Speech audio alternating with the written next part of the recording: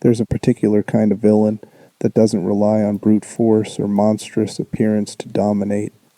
They speak in measured tones, wear ceremonial robes like armor, and wield influence the way other antagonists wield weapons.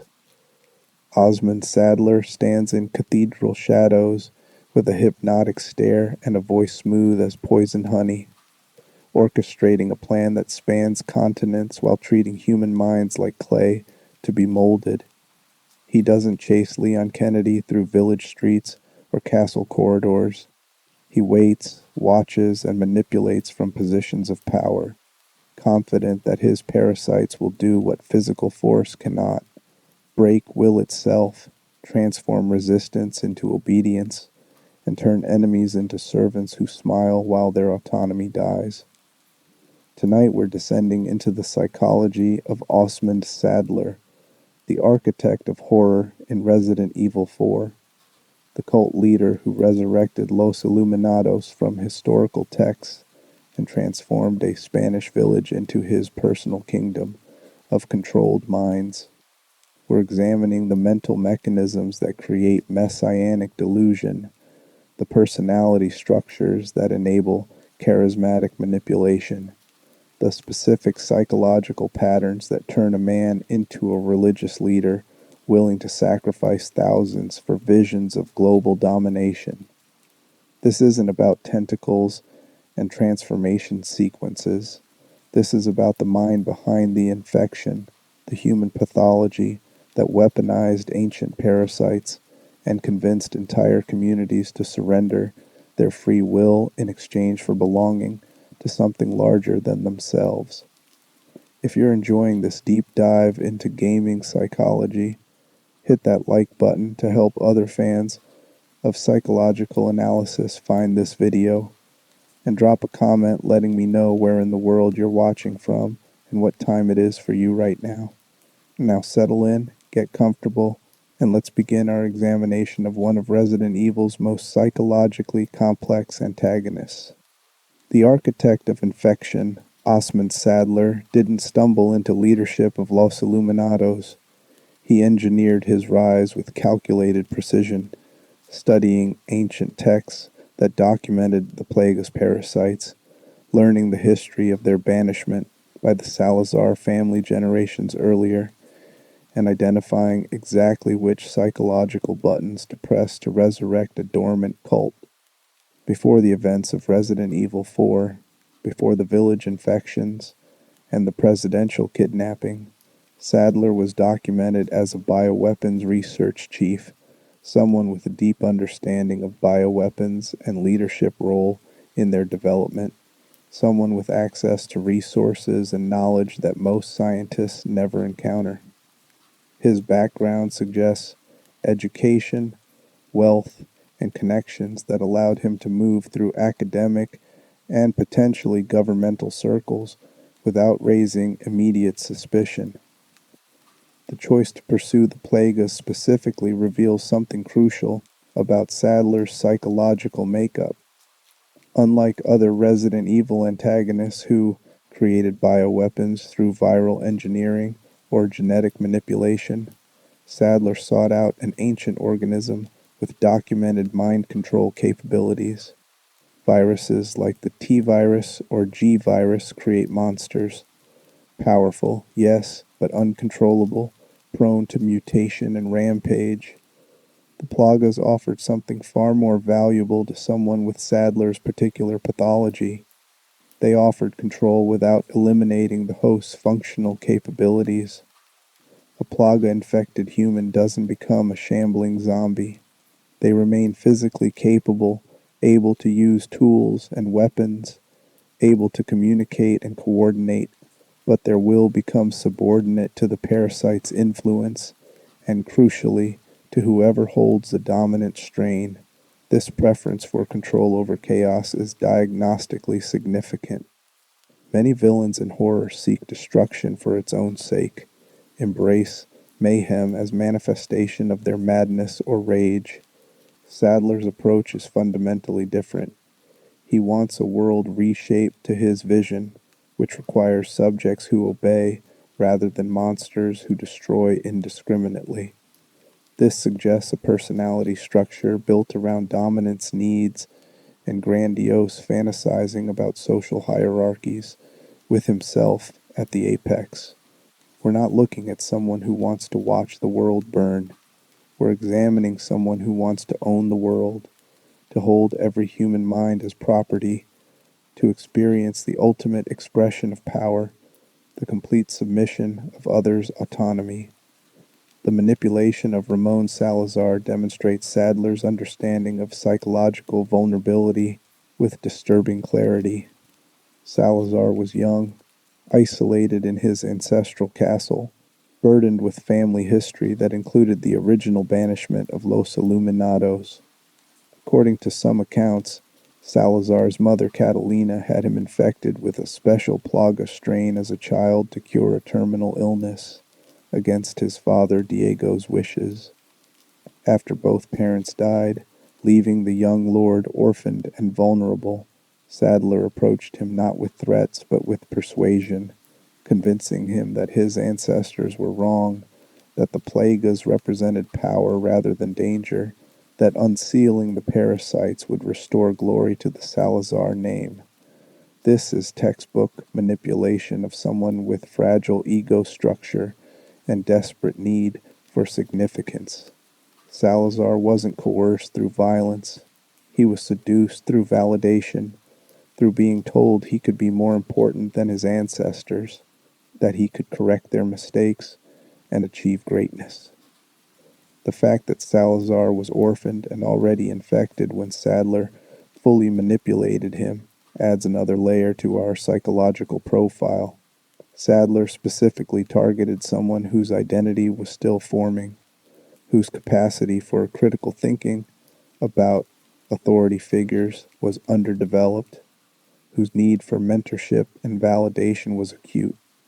This predatory selection of vulnerable targets mirrors patterns seen in cult recruitment, in grooming behaviors, in any situation, where someone with sophisticated understanding of psychology targets individuals who lack the resources to resist manipulation. Saddler didn't approach the Salazar family patriarch or an established authority. He found the weak link, the impressionable youth, and exploited that vulnerability with precision. The promise of power in exchange for cooperation reveals another element of Saddler's psychological toolkit: reciprocity as manipulation. He didn't demand that Salazar release the plagas. He framed it as a transaction, as though Salazar would gain something valuable rather than simply becoming another tool in Saddler's arsenal. This false reciprocity creates psychological investment. Salazar believed he was entering into partnership rather than subordination, and by the time the truth became apparent, the plaga inside him had eliminated any capacity for resistance. Saddler understands that people comply more readily when they believe they're choosing cooperation rather than submitting to domination. So he structures his manipulations to preserve that illusion right up until control becomes absolute. The conversion of Bitores Mendez, the village chief, followed similar patterns.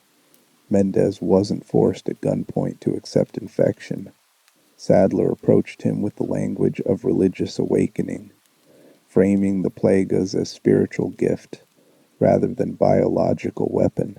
For someone in Mendez's position, responsible for a struggling rural community, watching economic decline and social disintegration, the promise of purpose and belonging that Saddler offered would have tremendous psychological appeal. Saddler didn't sell parasites. He sold meaning, community, transcendence of ordinary suffering through connection to something larger. The fact that this something larger was actually subordination to Saddler's will became apparent only after infection made resistance impossible. This religious framing is crucial to understanding Saddler's methodology. He resurrected Los Iluminados not as an obvious bioweapon project, but as a spiritual movement, complete with ceremonial trappings, hierarchical structures, and eschatological promises. Religion provides powerful psychological mechanisms for controlling behavior, belief in higher purpose, fear of spiritual consequences, desire for transcendence, comfort of certainty in an uncertain world. Sadler weaponized these mechanisms, using the language and imagery of faith to make bioweapon infection feel like religious awakening. The infected villagers didn't experience themselves as victims of biological warfare. They experienced themselves as chosen, as enlightened, as part of a sacred mission. This psychological reframing is perhaps more insidious than the parasite itself. The island facility where Saddler conducted research reveals the scope of his operation and the resources he commanded. This wasn't a backwater cult scraping by in poverty. Saddler had access to advanced laboratory equipment, military-grade weaponry, and personnel with specialized scientific training. The notes found throughout the facility demonstrate systematic experimentation, documentation of Plaga variants, and refinement of infection protocols. This infrastructure requires funding, requires connections, requires either personal wealth or backing from organizations with deep pockets. Saddler wasn't a lone madman working in isolation. He was either independently wealthy, with family resources funding his ambitions, or he had convinced powerful entities to invest in his vision. Much of Saddler's background before Los Iluminados remains unknown in official accounts, leaving room for speculation based on available evidence. The hypothesis that he came from wealth, possibly from family lineage connected to the original Los Iluminados cult, finds some support in his bearing and his resources. He moves with aristocratic confidence, wears his ceremonial robes like someone accustomed to status symbols, and commands others with the ease of someone who's never questioned his right to authority. Old money produces particular personality patterns, a sense of entitlement, belief in natural hierarchies with oneself near the top, comfort with wielding power over those deemed inferior. If Saddler indeed inherited both wealth and family connection to Los Iluminados history, though this remains unconfirmed speculation, his psychological development would have occurred in an environment that validated grandiose self-concept and provided means to actualize fantasies of control. The timing of his operation matters psychologically as well. Saddler moved openly only after umbrella corporations collapse, after Oswell Spencer's death eliminated his primary rival. This patience demonstrates impulse control and strategic thinking. Someone driven purely by psychotic delusion would have acted impulsively, would have pursued their vision without regard for external threats. Saddler waited, monitored the bioweapons landscape, and struck when conditions favored success. This calculated patience indicates personality organization sophisticated enough to delay gratification, to subordinate immediate impulses to long-term strategy. We're not dealing with disorganized psychosis. We're examining someone whose grandiose ambitions are paired with functional, executive capacity to plan and execute complex operations. His stated hatred for America and their arrogance in policing the world reveals ideological justification for his actions. Many individuals with grandiose personality structures develop elaborate philosophical frameworks to justify their pursuit of power. Saddler didn't simply want control for its own sake, or rather he did, but he constructed intellectual justification that made his desires feel principled rather than pathological. America represents an existing power structure, an existing global hierarchy where he lacks position. By framing his actions as resistance to American hegemony, Saddler transforms naked power grab into something that sounds almost righteous, at least within his own internal narrative. This ideological wrapper serves psychological function beyond simple rationalization.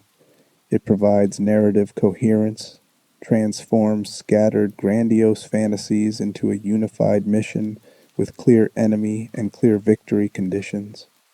Instead of vague desires for importance and control, Saddler has a specific plan: infiltrate the American government, military, and corporations with Plaga-controlled operatives, seize power from within, reshape global order with himself as a hidden architect. This specificity makes the grandiose fantasy feel achievable, transforming it from daydream into agenda. For someone whose psychology demands constant reinforcement of superiority beliefs, having concrete plans with measurable progress provides ongoing validation. The kidnapping of Ashley Graham, daughter of the United States President, represents the culmination of Saddler's strategic thinking and reveals his understanding of psychological warfare at societal level. He didn't attack America militarily. He didn't deploy bioweapons in obvious terrorism. He identified symbolic targets whose capture would generate maximum psychological impact while providing leverage for extortion. The president's daughter represents both intimate vulnerability, the personal terror of a parent whose child is endangered, and political weakness, the appearance of security failure that undermines governmental authority. Saddler understood that controlling Ashley meant controlling her father's decision-making, that parental desperation creates exploitable irrationality. But Saddler's plan extended beyond simple ransom. He intended to infect Ashley with Plaga, allow her to be rescued, and send her back to the American government as an unwitting carrier who would eventually fall under his control and provide access to the highest levels of power. This long-game thinking, this willingness to allow apparent setbacks in service of ultimate victory, demonstrates sophisticated understanding of how to weaponize trust. Ashley returning home would be welcomed, would be placed in proximity to decision-makers, and would become Saddler's remote control asset embedded in the heart of American leadership. The psychological elegance of this plan, using the victim's safe return as a vector for deeper penetration, reveals a mind that thinks in layers, that understands how to exploit the very rescue that appears to defeat him, until you realize that Saddler's greatest weapon isn't the Plagas themselves, but his understanding of what humans fear losing most: their autonomy, their identity, their will. The parasites are tools, instruments for achieving what Saddler's psychology demands above all else: the absolute submission of others to his vision, the transformation of free-willed humans into extensions of his own desires. Every infection, every manipulation, every carefully constructed deception serves this core psychological need. And understanding that need requires examining the specific pathologies that create messianic cult leaders. The Messiah complex, grandiose delusions exist on a spectrum. At the mild end, someone might believe they're more talented or important than evidence supports. At the severe end, someone believes they're chosen by divine forces to reshape reality itself. Osmund Saddler occupies the furthest extreme of this spectrum, exhibiting what clinicians call a Messiah complex, the delusional conviction that one is destined to save or radically transform the world, typically accompanied by belief in special powers or special mission that sets one apart from ordinary humanity. The Messiah complex typically emerges from a combination of narcissistic personality organization and psychotic features, though in high-functioning individuals like Saddler, the psychotic elements may be circumscribed rather than pervasive. Saddler doesn't exhibit gross disorganization, or inability to perceive reality accurately in most domains. He navigates complex social situations, manages sophisticated operations, and demonstrates clear understanding of cause and effect. But regarding his own importance and his mission's righteousness, his reality testing has failed completely. He genuinely believes he's entitled to control others, that his vision for humanity is superior to individual autonomy, that the ends, his desired world order, justify any means necessary to achieve them. Narcissistic personality disorder provides the foundation for this belief system. The diagnostic criteria include grandiose sense of self-importance, preoccupation with fantasies of unlimited power, belief in being special and unique, sense of entitlement, interpersonal exploitation, lack of empathy, and arrogant behaviors or attitudes. Saddler exhibits every single criterion. His grandiosity manifests in believing he should control global power structures. His fantasies of unlimited power have moved beyond fantasy into active pursuit. His sense of being special drives his resurrection of Los Iluminados. He sees himself as the one who understood what others missed, who had vision to reclaim forbidden knowledge. His entitlement allows him to kidnap, infect, and murder without remorse because others' rights are irrelevant compared to his mission. The interpersonal exploitation is particularly pronounced. Saddler views every person he encounters as a potential tool. Ramon Salazar isn't a young man deserving of protection or guidance. He's a resource to be manipulated for access to the Plagas. The villagers aren't human beings with their own lives and dreams. They're substitutes for infection, bodies to be converted into loyal subjects. Even his apparent allies like Betoris Mendez and Jack Krauser are ultimately disposable pieces in larger games. When Mendez and Salazar die, Saddler expresses what seems like genuine upset, but this isn't empathy for their suffering. It's annoyance at losing useful tools and perhaps narcissistic injury at his plans being disrupted. The lack of empathy deserves particular attention because it's often misunderstood. Saddler isn't incapable of reading others' emotions. In fact, he's quite skilled at it, as evidenced by his successful manipulation of Salazar and others. What he lacks is emotional resonance with others' suffering. He can intellectually understand that infection with plagas causes pain, terror, and loss of autonomy, but this understanding doesn't create hesitation or guilt because others' experiences simply don't matter to his psychological economy. They're not real to him in the way he's real to himself. This is classic narcissistic empathy deficit. Others exist as objects in his world rather than as subjects with their own equally valid interior experiences. Religious delusions frequently accompany narcissistic personality structures because religion provides ready-made frameworks for grandiosity.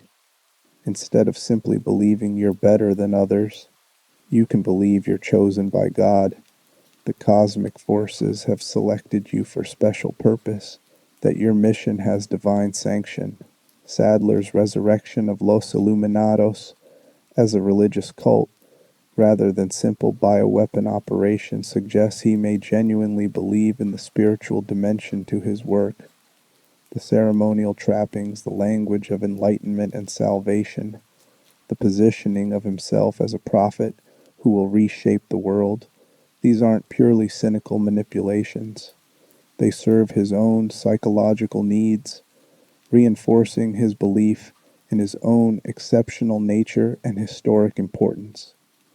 The staff he carries, encrusted with plaga material and theorized to emit ultrasonic frequencies that enhance his control over infected subjects, functions as both practical tool and symbolic object.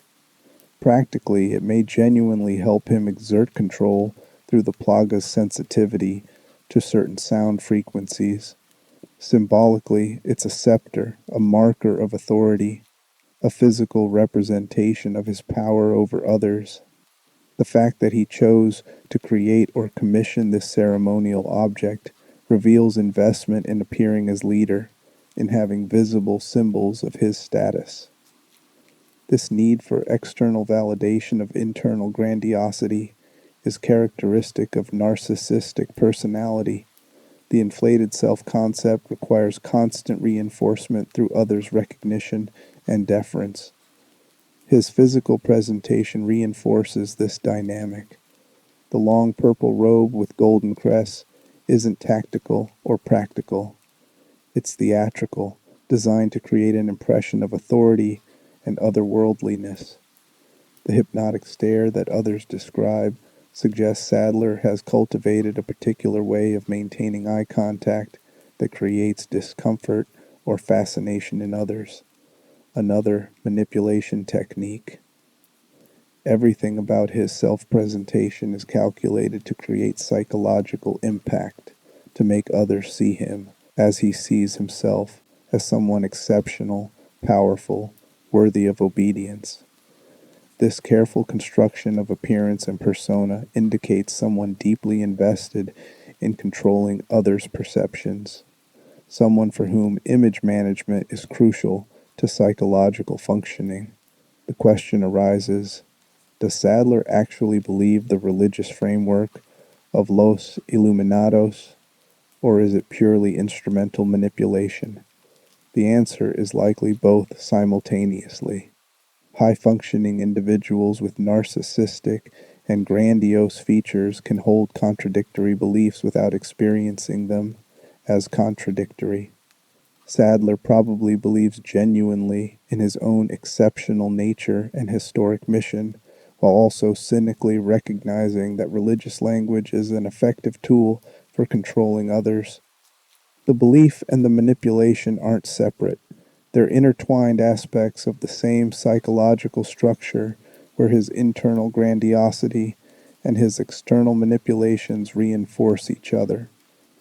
The decision to infect himself with a plaga, specifically a dominant strain that grants control over others rather than being controlled, reveals his relationship with the parasites. He doesn't view them as alien organisms but as extensions of his will, as biological technology that allows his consciousness to reach beyond the limitations of a single body. The mutation he undergoes isn't something that happens to him against his will. It's a transformation he's prepared for, possibly even desires, because it represents a physical manifestation of his psychological reality. He is different from others, is more than human, deserves to be something greater. The massive spider-like form with crab legs and tentacles emerging from his body isn't a tragic loss of humanity. From his perspective, it's ascension, becoming on the outside what he's always believed himself to be internally. This willing embrace of transformation distinguishes Saddler from many Resident Evil antagonists who become monsters through accident or desperation. He chose this, planned for this, and likely experienced the transformation as fulfillment rather than violation. This suggests his body image and sense of self weren't particularly attached to human form. What mattered wasn't maintaining human appearance but achieving maximum power. And if power required becoming something post-human, that was acceptable trade. This flexibility about physical form, paired with rigid conviction about his rightful dominance, is characteristic of grandiose delusions where the core belief, I deserve ultimate power, remains fixed while everything else becomes negotiable. The grandiosity extends to his strategic thinking. Saddler's plan wasn't to control a village or even a region. It was global domination through infiltration of American power structures, which would then presumably extend to influence over allied nations, and eventually the entire world. This scope of ambition, literally planetary control, reflects grandiosity operating at delusional scale. Most people, even highly ambitious people, recognize limits to achievable power. Saddler's psychology has eliminated those reality checks. He can envision controlling billions of minds because his narcissistic grandiosity has no internal break, no point where his ambitions become too large to take seriously. Yet paired with this delusional grandiosity is genuine competence that makes him far more dangerous than disorganized, psychotic individuals would be. He successfully resurrected dormant cult, manipulated key figures into cooperation, orchestrated complex bioweapon research, and came remarkably close to succeeding in infiltrating the American government. This combination, delusional conviction paired with functional capability, creates a particularly dangerous profile. If Saddler were simply delusional without competence, his ambitions would collapse under their own impracticality.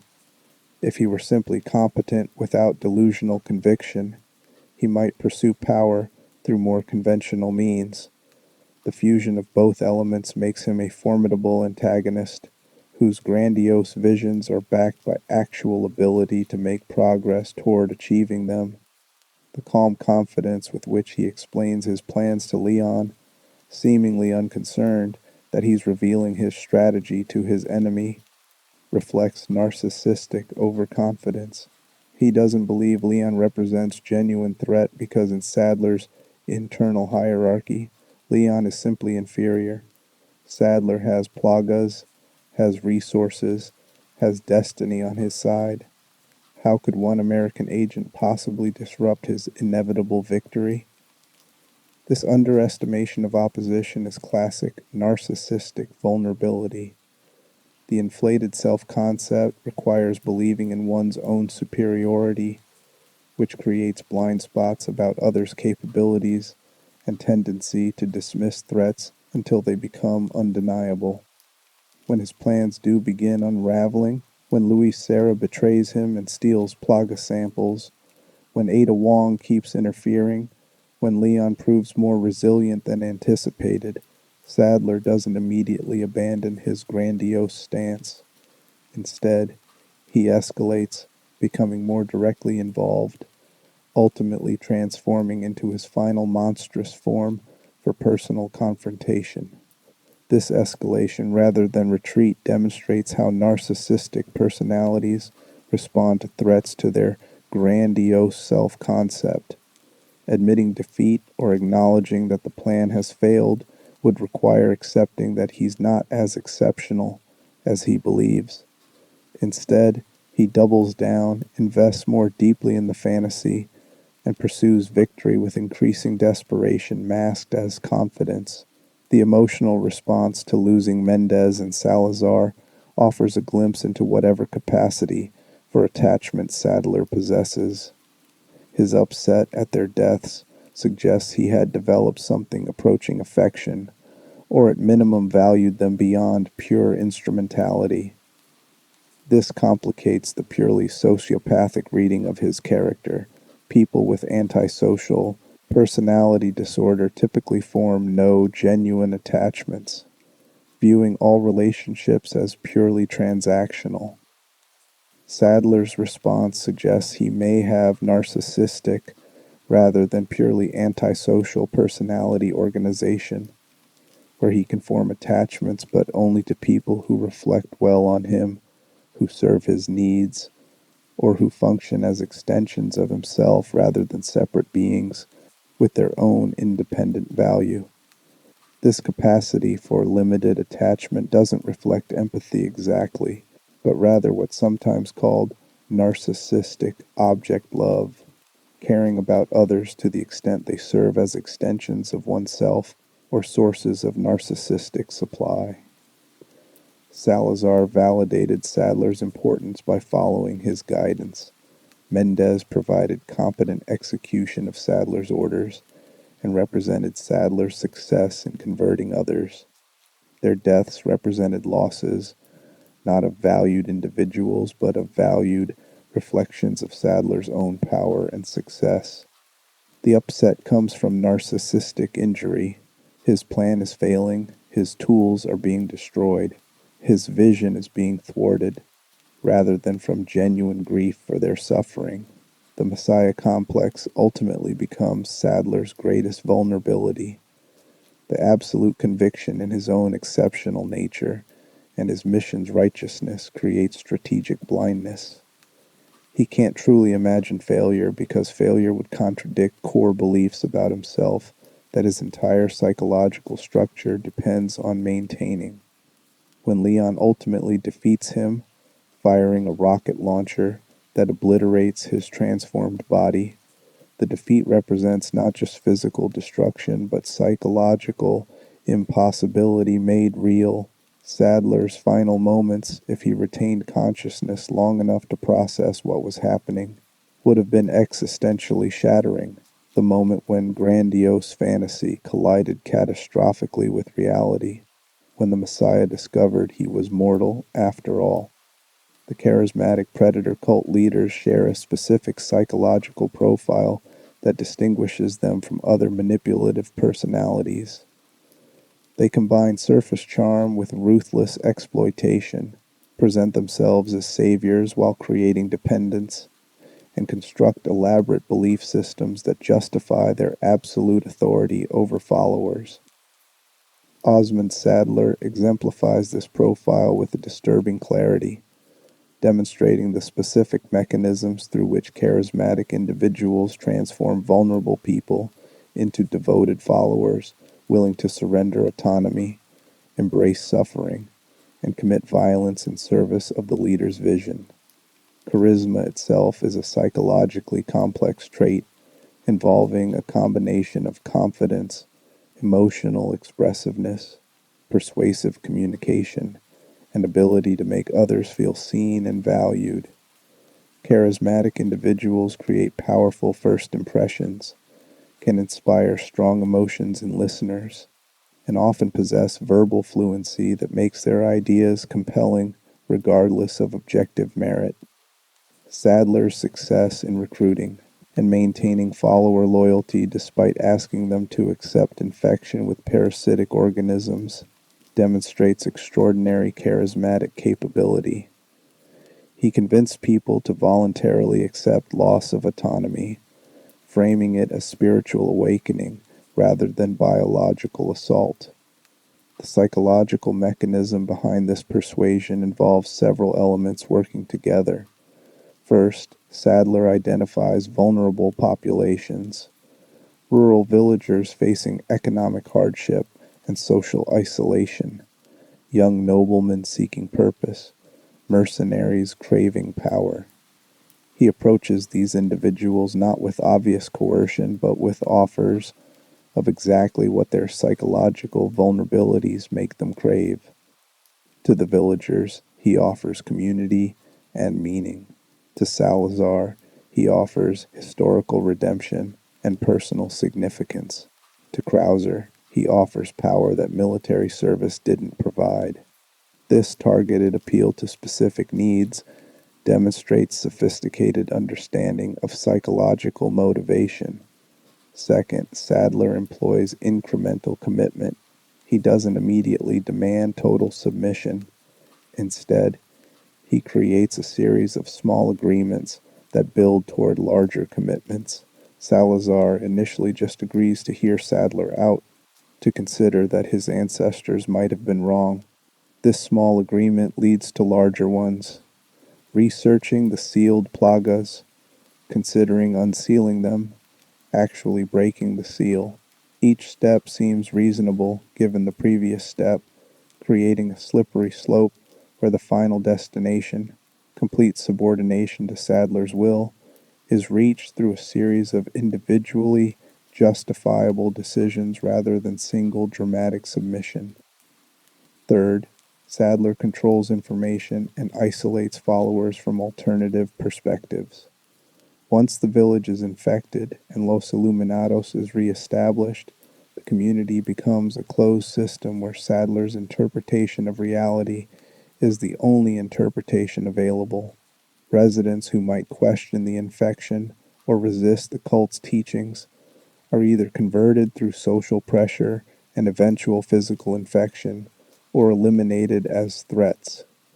This information control creates an environment where cult beliefs become normalized through constant repetition and lack of alternative viewpoints.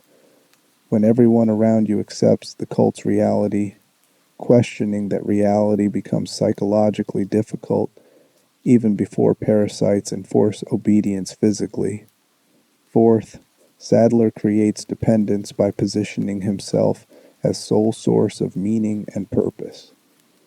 Before his arrival, the village was struggling, directionless, facing economic decline without clear solutions.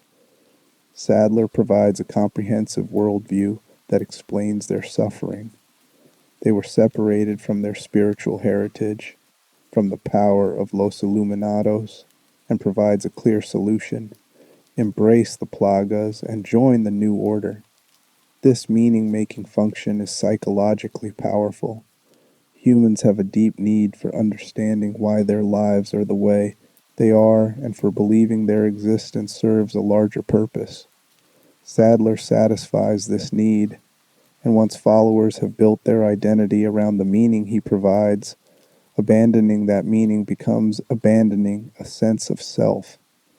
The religious framework serves multiple psychological functions simultaneously.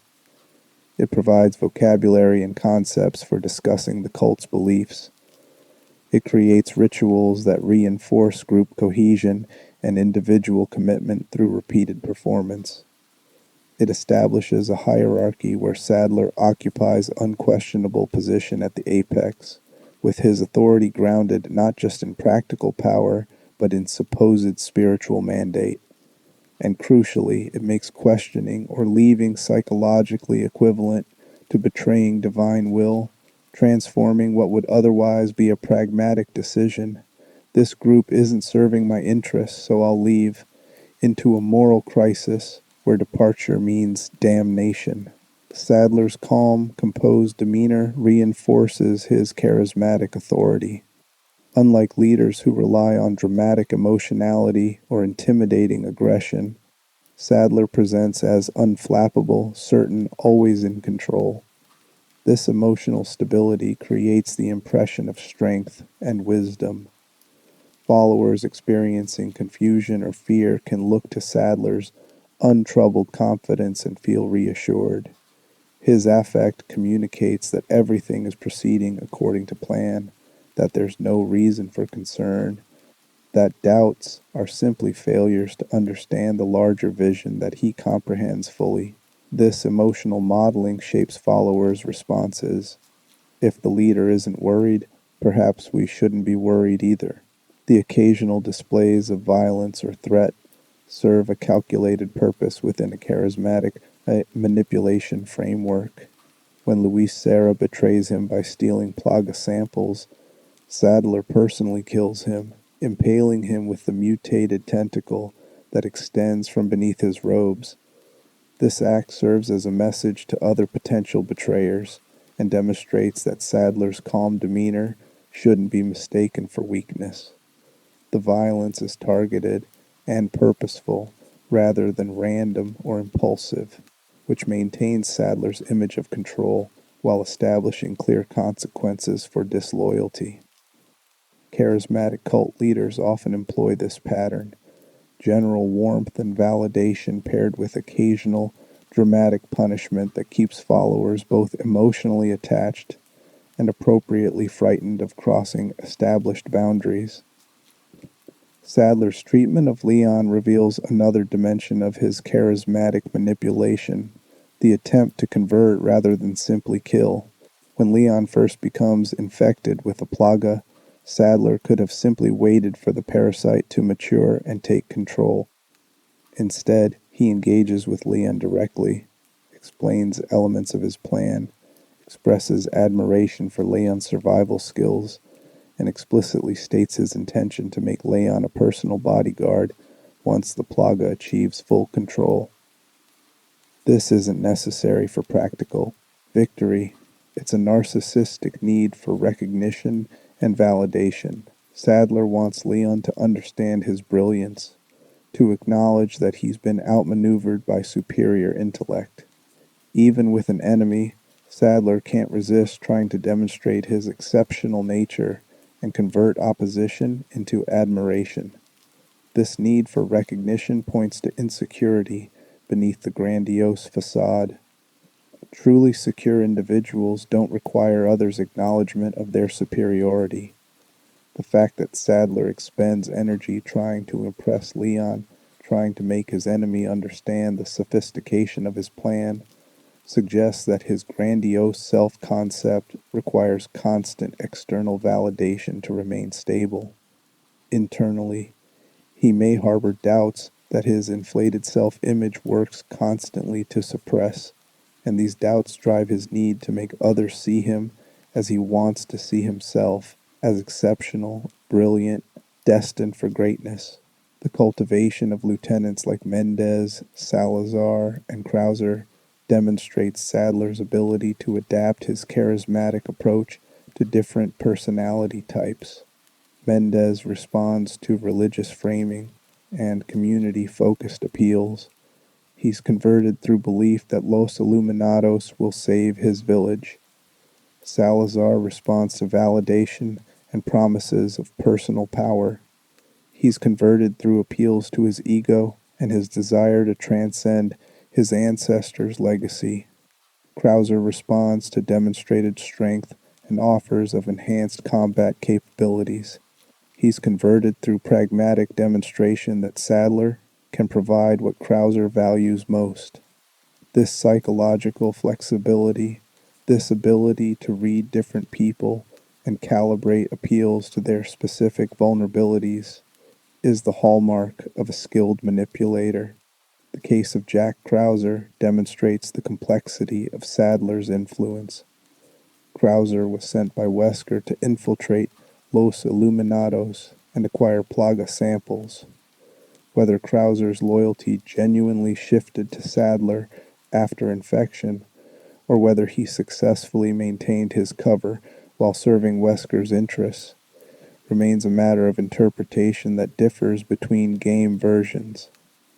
In some accounts, the Plaga's biological influence may have overridden his original mission. In others, he remained Wesker's agent throughout. What's clear is that Krauser embraced the power the Plaga provided and became a formidable threat regardless of his ultimate allegiance. The ambiguity itself demonstrates how Plaga infection blurs the lines of loyalty and agency. Saddler's response to betrayal illuminates his psychological structure. When Luis steals samples, Saddler doesn't just send subordinates to handle it. He personally tracks down and kills Luis, suggesting that betrayal triggers intense narcissistic rage, rather than simply practical concern about operational security.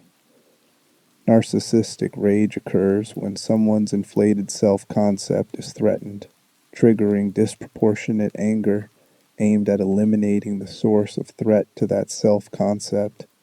Luis's theft wasn't just a tactical problem, it was a personal affront, demonstration that Luis didn't respect Saddler's authority sufficiently to remain loyal, and that disrespect demanded personal retaliation. This pattern continues with Ada Wong.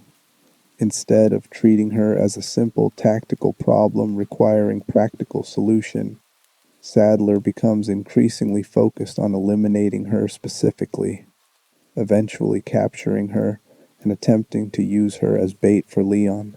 The amount of attention and resources directed at one spy suggests she's become a symbolic threat in Saddler's mind, representing a challenge to his control that must be eliminated not just for practical reasons but to restore his sense of absolute authority. Every successful interference she runs reminds Saddler that his control isn't as complete as his grandiosity demands it be, creating psychological pressure to eliminate this source of narcissistic injury. The charismatic predator model explains Saddler's ability to inspire loyalty while pursuing a fundamentally parasitic agenda. He provides followers with genuine psychological benefits, sense of belonging, clear worldview, feeling of purpose, participation in something larger than themselves, and these benefits create authentic gratitude and attachment. The fact that these benefits come packaged with loss of autonomy and eventual complete control doesn't negate the psychological satisfactions provided.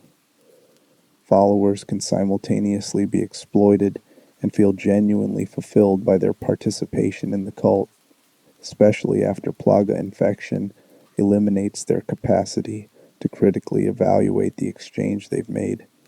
This creates uncomfortable ethical complexity. Are the infected villagers victims or willing participants? The answer is both, sequentially. Initially, many were likely willing participants who found genuine value in the community and meaning that Los Iluminados provided. As infection progressed and plaga influence increased, their capacity for willing participation degraded until they became purely victims of biological control. But that initial period of willing participation, however brief, complicates simple victim narrative and demonstrates the power of charismatic manipulation to make exploitation feel like liberation. Saddler represents perhaps the most psychologically realistic cult leader in the Resident Evil franchise precisely because his methods mirror real-world cult dynamics. He doesn't rely purely on the parasite's biological control. He uses sophisticated psychological manipulation to create willing submission that the parasites then make permanent.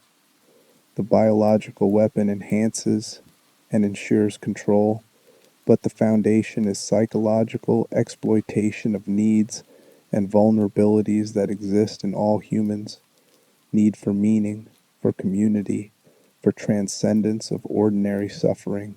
This combination of psychological and biological control makes him far more effective than villains who relied on either approach alone. The tragedy of Saddler's followers isn't just that they were infected with parasites, it's that they were manipulated into desiring the infection, into experiencing their own exploitation as spiritual awakening. This psychological dimension of the horror, the use of charisma and manipulation to make people complicit in their own enslavement, reveals Saddler as a predator who understands that the most complete control isn't forced submission but manufactured consent. Make people want what you want them to want, and they'll enforce their own bondage with more dedication than any external force could achieve. The parasite and the mind.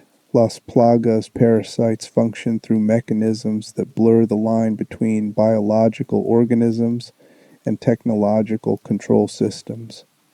They're not simple infections that merely damage the host. They're sophisticated neural infiltrators that preserve host cognition and physical capabilities while subordinating will to collective influence, and specifically to whoever holds the dominant strain. Understanding how the plagas achieve this control requires examining both their biological mechanisms and the psychological implications of those mechanisms, what it means for identity, autonomy, and consciousness when a foreign organism can access and override human volition. The plagas begin as spores or eggs that, when ingested or otherwise introduced to the body, hatch and begin growing within the host. Initial infection produces symptoms that the human immune system recognizes as threat: fever, pain, nausea, disorientation. But unlike typical parasites that the immune system can potentially fight off or that kill the host through damage, the plagas have evolved mechanisms to integrate with host biology rather than simply exploiting it. They grow toward neural tissue, specifically targeting the brainstem and eventually spreading throughout the nervous system. This neural integration is where the plaga's true horror manifests. By positioning themselves in neural tissue, they gain access to the electrochemical signals that comprise thought, decision-making, and motor control. The host's consciousness remains intact. They can still think, perceive, and experience emotions, but layered over that intact consciousness is parasitic influence that can suggest, compel, or completely override the host's intentions. In early stages of infection, the host might experience intrusive thoughts or impulses that feel alien, that don't match their normal patterns of thinking. As infection progresses, these intrusions increase until the boundary between self-generated thought and parasite-generated thought becomes indistinguishable. The psychological experience of this process would be existentially terrifying for someone aware of what's happening. Imagine realizing that thoughts appearing in your mind might not be your thoughts, that decisions you're making might not reflect your will, that the very cognitive processes you rely on to understand reality are compromised by foreign influence you can't resist. This uncertainty about the source of one's own mental content represents a profound violation of cognitive autonomy. The infected person's brain becomes a shared space where their original consciousness and the parasite's influence coexist, compete, and eventually merge into a hybrid state where separation becomes impossible. For those who underwent infection voluntarily as part of joining Los Iluminados, the psychological experience might initially seem less horrific. If they believe the infection represents spiritual transformation or gift of power, the changes in their thinking might be interpreted as enlightenment rather than invasion. This is where Saddler's religious framing becomes particularly insidious. By establishing an interpretive framework before infection, he shapes how people experience biological changes. The intrusive thoughts feel like divine guidance. The compulsions feel like righteous purpose. The loss of autonomy feels like transcendence of a selfish ego. The parasite's influence is identical whether the host interprets it as violation or awakening, but the subjective experience differs dramatically based on prior psychological preparation. Leon and Ashley's infection introduces an interesting variable because they're infected against their will and maintain awareness that the Plagas are enemies rather than gifts. This creates a fundamentally different psychological relationship with the parasite. They experience the symptoms, headaches, blackouts, vision disturbances showing the purple haze characteristic of Plaga influence, with full knowledge that they're losing autonomy to hostile organisms. The terror this produces isn't just fear of death, but fear of losing self, of becoming a puppet controlled by Saddler. Death ends consciousness, but Plaga control continues consciousness while stealing the ability to direct it. The removal of the Plagas via Luis's machine before they reach maturity saves Leon and Ashley not just physically, but psychologically. The timing was critical. Luis's device could only extract the parasites before they fully matured and hatched within the host. Once mature, removal becomes exponentially more difficult or potentially impossible without killing the host. If the parasites had matured fully, the question arises, would there be enough of Leon and Ashley left to save, or would removal create personality damage from extracting organisms that had integrated into their neural architecture? The game doesn't definitively answer this, but real-world cases of neural parasites suggest that once integration reaches a certain depth, removal can cause deficits or changes in personality. The infected villagers who've lived with Plagas for extended periods might be neurologically incapable of functioning independently, even if the parasites could be safely extracted, their neural patterns permanently altered by prolonged parasitic influence. Saddler's position as holder of the dominant Plaga strain grants him extraordinary power over infected individuals. The parasites appear capable of receiving and transmitting signals, possibly chemical, possibly electromagnetic, possibly ultrasonic as suggested by a ceremonial staff, that create network effects among infected hosts. When Saddler issues commands, the subordinate plagas receive those commands and compel their host to comply. This isn't telepathy exactly. It's biological signal transmission that the conscious mind of the infected person experiences as overwhelming compulsion, or perhaps as their own thought, depending on how thoroughly their identity has merged with the parasite. This network control creates a form of hive mind where individual autonomy exists on spectrum rather than as a binary state. Newly infected individuals retain more independence, can still experience conflict between their intentions and the parasite's influence, might even be able to resist specific commands through intense effort of will. Fully infected individuals who've lived with plagas for months or years experience little to no autonomy. Their consciousness has been so thoroughly colonized by parasitic influence that they function essentially as remote-controlled drones wearing human faces. The exterior appearance of normal human remains, but the interior experience has transformed into something fundamentally different from uninfected consciousness. The question of whether infected individuals retain enough selfhood to be considered morally responsible for their actions becomes philosophically and ethically complex. In early infection, when they can still resist, are they responsible when they comply with compulsions they could theoretically fight? In full infection, when resistance becomes neurologically impossible, have they become victims rather than agents? Leon's necessity to kill infected villagers to survive creates moral weight precisely because these aren't mindless zombies. They're enslaved minds and functional bodies, victims and threats simultaneously. The game doesn't fully explore this ethical dimension, but the setup creates potential for a profound moral horror. Being forced to kill people who are simultaneously attackers and prisoners unable to control their own actions. Saddler's willingness to spread the plagas globally through infected operatives infiltrating governments and corporations demonstrates either complete absence of empathy or active enjoyment of subjugating others' autonomy. Most people would experience at least some psychological resistance to eliminating billions of people's free will, even in service of goals they believed important. Saddler shows no such hesitation, suggesting that others' autonomy simply doesn't register as valuable in his psychological economy.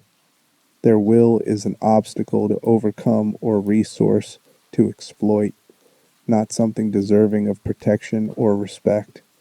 The voluntary nature of his own infection distinguishes Saddler from his victims psychologically. He chose to become host to dominant plaga with full knowledge of what it would do, viewing the organism as a tool rather than master. This perceived control over the infection reflects his grandiose self-concept. He isn't subordinate to the parasite is subordinate to him, amplifying his will rather than replacing it. Whether this perception matches reality is unclear. The dominant plaga might influence Saddler's thinking in ways he doesn't recognize, shaping his goals toward propagation of more plagas in ways that serve the organism's evolutionary interests, while Saddler experiences those goals as purely his own. The parasite might be using him as thoroughly as he believes he's using it, with neither party fully aware of the actual power dynamics. This uncertainty about who's truly in control extends to all infected individuals, but becomes particularly relevant with Saddler because he's ostensibly the master. If even the cult leader might be a puppet of his own parasite, then the entire Los Iluminados structure could be understood as plagas, using human organizational and technological capabilities to spread themselves. With Saddler's grandiose delusions and charismatic manipulation serving the organism's reproductive strategy rather than purely human ambitions. The symbiosis between Saddler's psychology and the Plagas' biology creates horror, precisely because distinguishing between human and parasitic motivation becomes impossible. The Plagas also create physical mutations that blur the line between human and monster. In addition to neural integration, the parasites can trigger gross morphological changes, tentacles emerging from bodies, massive claws or appendages forming, sensory organs relocating or multiplying. These mutations represent the parasite reshaping host tissue toward forms that serve its survival and reproduction rather than host's well-being. The infected who transform into regenerators or Iron Maidens have been so thoroughly colonized that their bodies have become plaga architecture wearing human tissue as raw material. Saddler's final transformation into a massive spider-like creature with crab legs represents the ultimate endpoint of this process. The dominant plaga has reshaped his body into form optimized for combat and intimidation rather than anything recognizably human. His head elongates and stretches, sprouting tentacles and limbs, while his body becomes a vestigial shell containing what remains of his original physical form. This transformation could be read as either Saddler achieving his desired transcendence of human limitations, or as the plaga finally revealing its dominance by transforming its most powerful host into pure bioweapon. The fact that Saddler seems to embrace rather than resist this transformation suggests he experiences it as apotheosis rather than violation, as becoming what he was always meant to be. The psychological horror of the plagas extends beyond the infected to those who witness the infection. Leon and Ashley must navigate a world where human appearance no longer guarantees human agency, where anyone they encounter might be puppet-controlled by Saddler, where communication with villagers is impossible because the individuals those bodies once housed are no longer present in a meaningful sense. This creates paranoia and trust erosion that compounds the physical danger.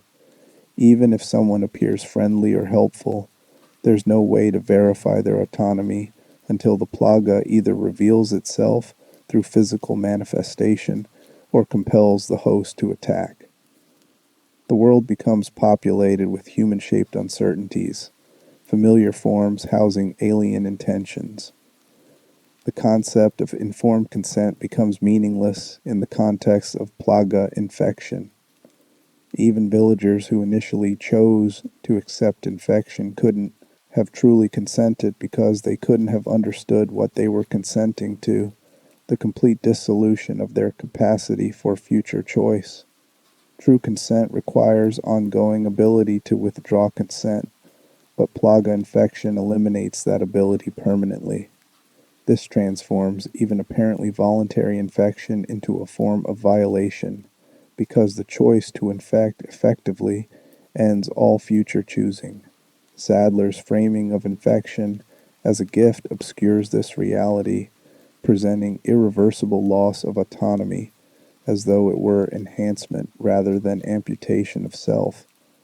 The removal process that Luis develops and uses to save Leon and Ashley before the parasites mature represents technological intervention that could theoretically liberate infected populations. But the machine's existence raises questions Saddler's operation never had to confront.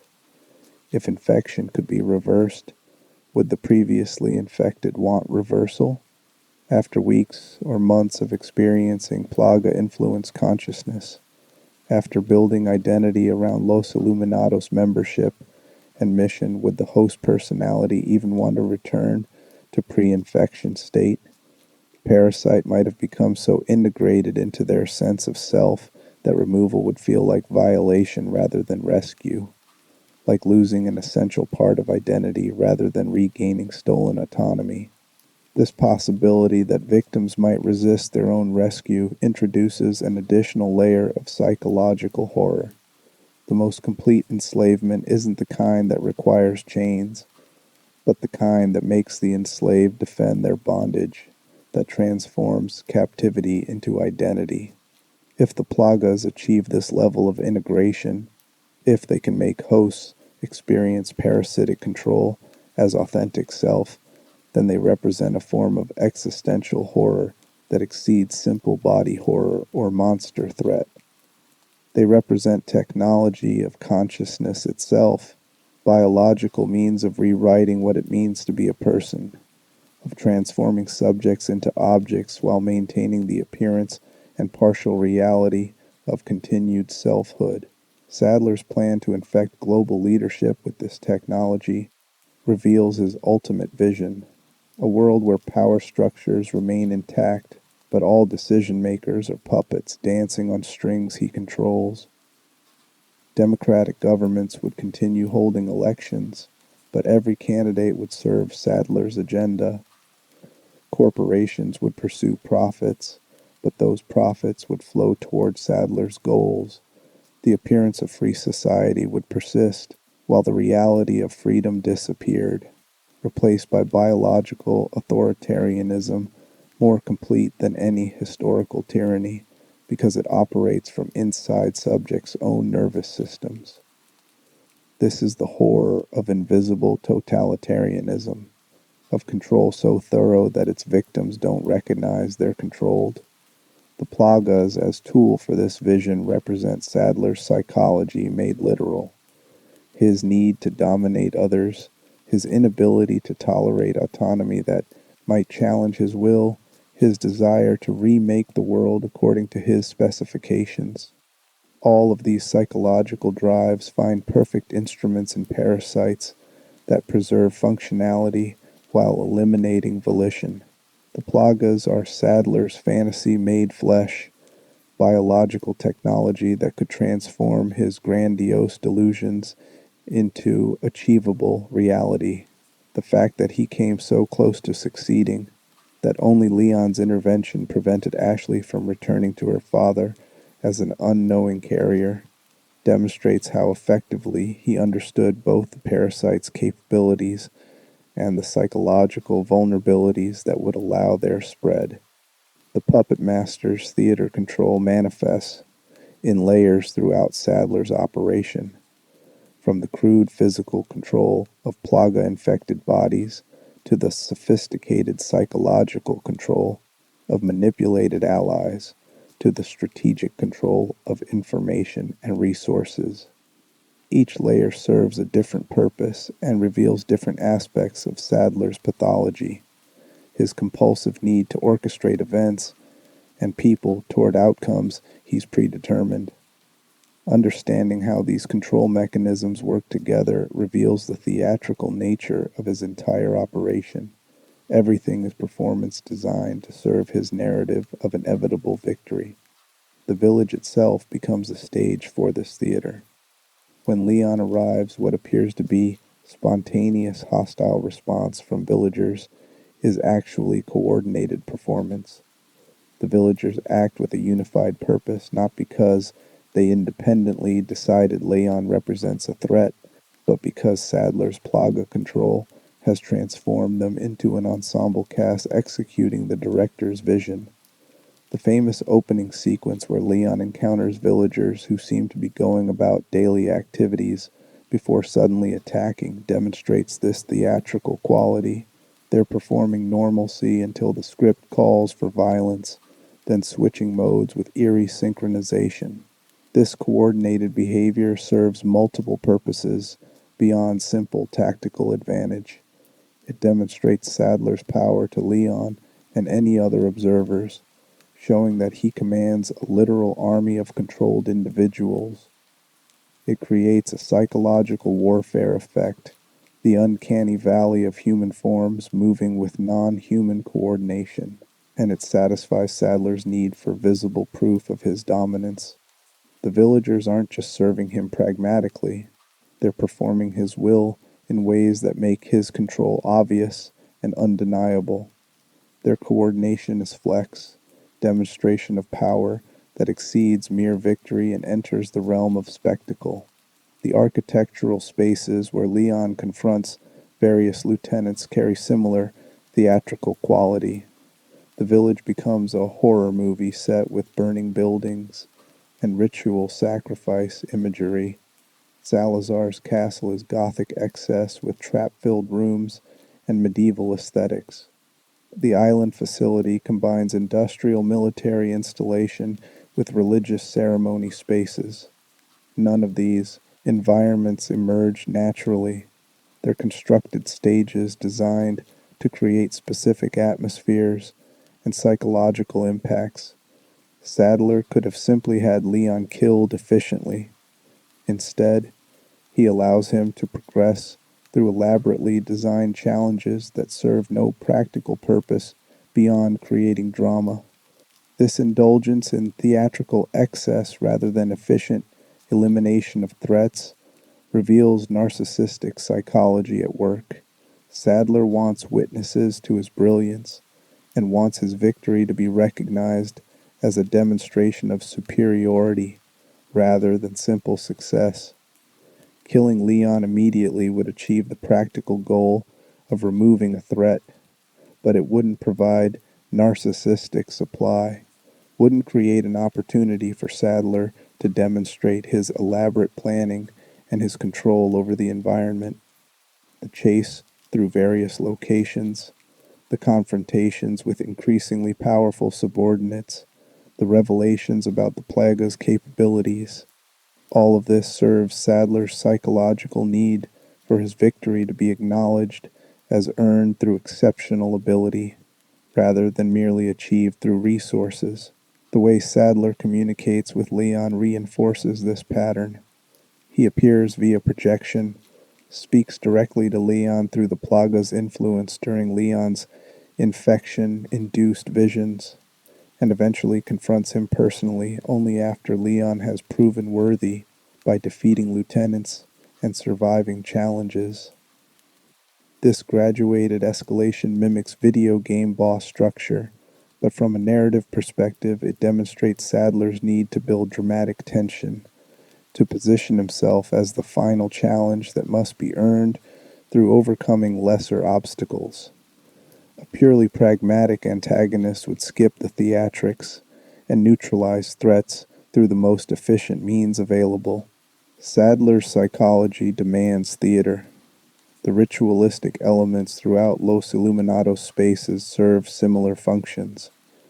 The chanting, the ceremonial robes, the religious iconography, the sacrifice altars.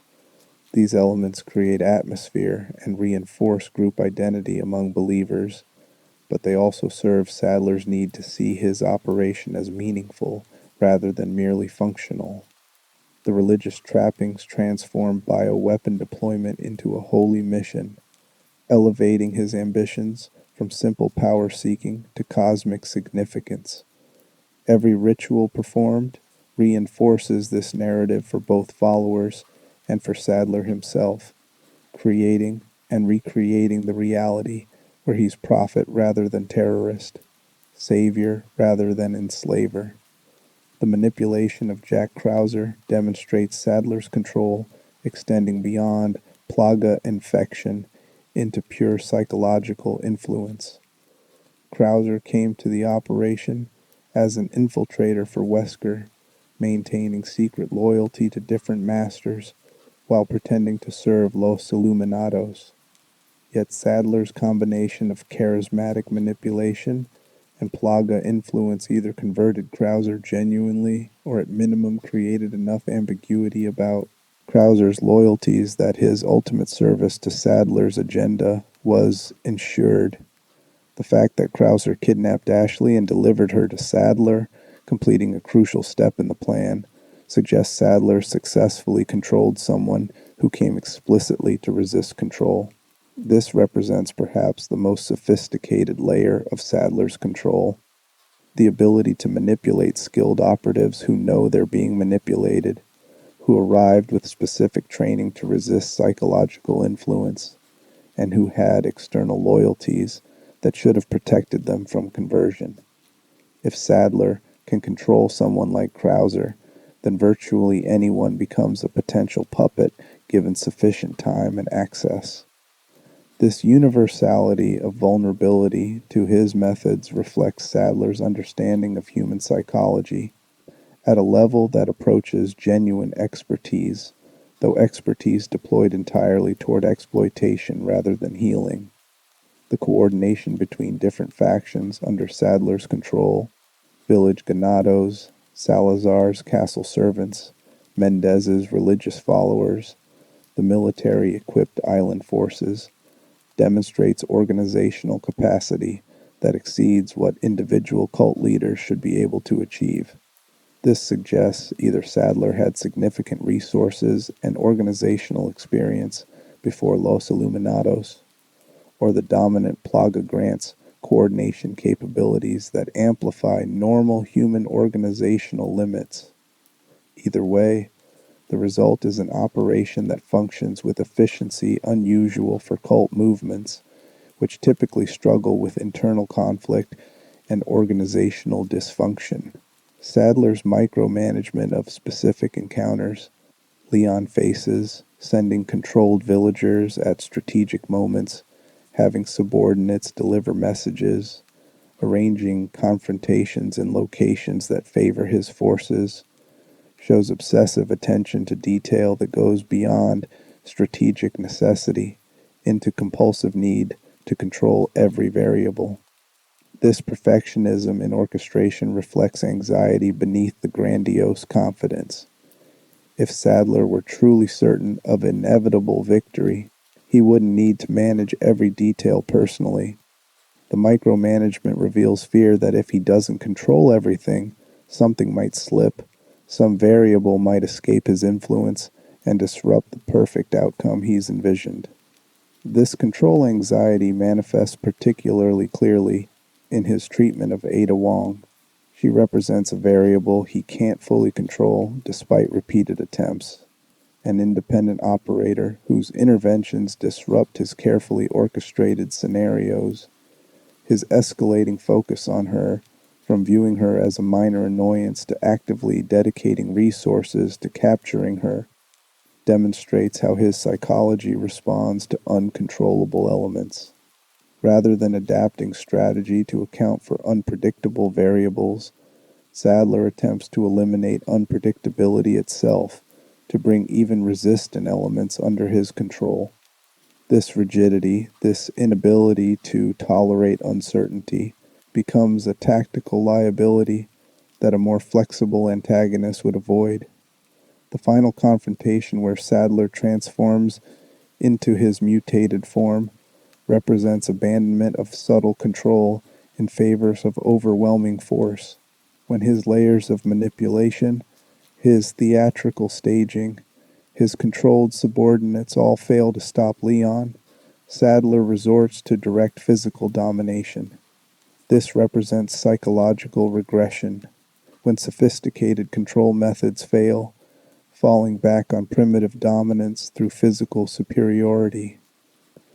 The transformation into monster is Saddler dropping the mask of cultured leader and revealing the raw will to power that always animated him. The grandiose presentation and religious framing are stripped away, leaving only the core drive to dominate by any means necessary. His death via rocket launcher is almost comically anticlimactic, given the elaborate build-up, and that contrast serves thematic purpose. All of Saddler's control, all his manipulation and planning, and orchestrated theatrical scenarios ultimately mean nothing when confronted with sufficient force directly applied. The puppet master's strings can be cut. The theatrical performance can be interrupted by audience members with a weapon. The grandiose narrative of inevitable victory can end abruptly and without ceremony when reality intrudes with explosive violence. For someone whose psychology demanded recognition and meaningful conclusion, being obliterated mid-speech by a rocket represents ultimate narcissistic injury, not even being granted a dramatic death scene, just sudden termination that treats him as an obstacle to remove rather than a worthy opponent to ceremonially defeat. Because you're still here, now we can get darker. We've examined Saddler's methods, his charisma, his theatrical control, but understanding what he did only takes us so far.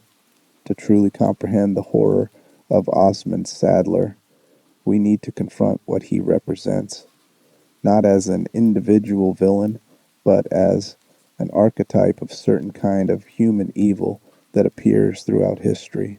We need to examine the uncomfortable truth about how people like Saddler emerge, why their methods work, and what it says about human psychology that his approach to control nearly succeeded. The banality of parasitic evil. Hannah Arendt coined the phrase, the banality of evil, after witnessing Adolf Eichmann's trial, struck by how someone responsible for massive atrocities appeared ordinary, bureaucratic, disturbingly normal. Saddler represents a different but related phenomenon, the seductive nature of parasitic evil, the horror of someone who deploys genuine psychological sophistication and charismatic appeal in service of absolute moral bankruptcy. Understanding this requires confronting uncomfortable realities about human nature, about vulnerability to manipulation, and about how easily autonomy can be surrendered when the right psychological buttons are pressed. Cults exist because they work. They successfully recruit members, maintain loyalty, and convince otherwise rational people to accept beliefs and behaviors they would have rejected before joining. The psychological mechanisms that make cults effective aren't anomalies or aberrations. They're features of normal human cognition exploited by individuals who understand those features intimately. Saddler's success in building Los Iluminados demonstrates mastery of these mechanisms, and that mastery reveals disturbing truths about how susceptible all humans are to certain forms of influence. The need for meaning and purpose that Saddler exploits isn't weakness or pathology. It's a fundamental aspect of human psychology. Viktor Frankl demonstrated through his concentration camp experiences that humans can endure tremendous suffering if they believe that suffering serves purpose, while comfort without meaning creates despair.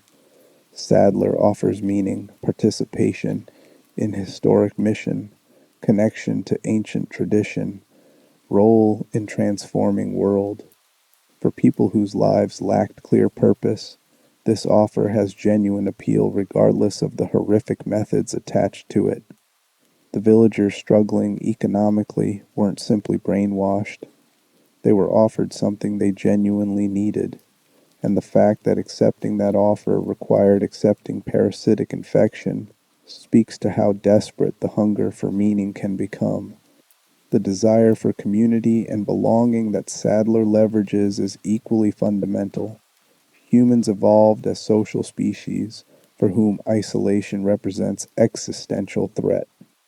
The modern world creates forms of social isolation even in crowded environments, economic competition that pits individuals against each other, breakdown of traditional community structures, mobility that separates people from extended family and childhood connections.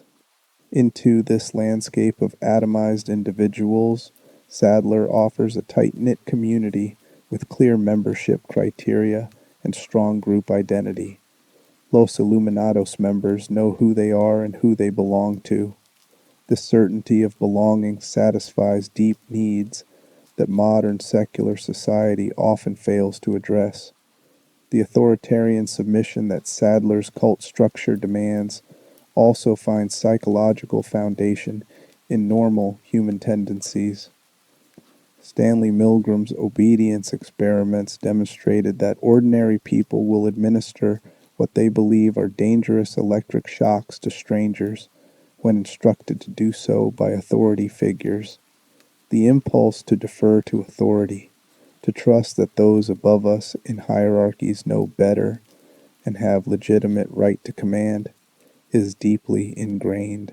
Saddler positions himself as the ultimate authority, religious leader, strategic genius, holder of ancient knowledge, and human psychology inclines toward obeying such figures, especially in situations of uncertainty where we lack confidence in our own judgment.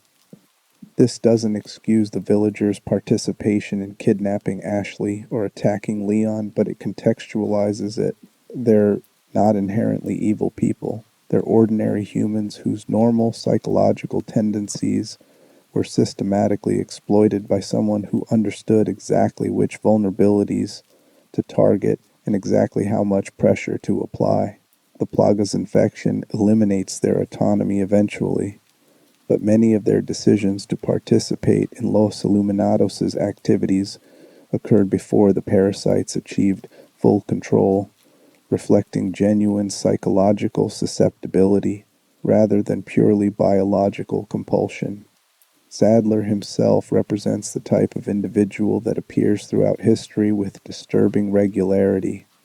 Charismatic leaders who combine genuine ability with complete lack of ethical constraints, who can inspire loyalty while pursuing horrific agendas, who understand human psychology well enough to manipulate it systematically.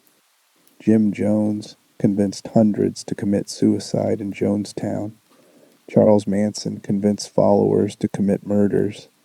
Heaven's Gate leader Marshall Applewhite convinced members to castrate themselves and eventually commit mass suicide, believing they would ascend to spacecraft. These aren't fictional monsters.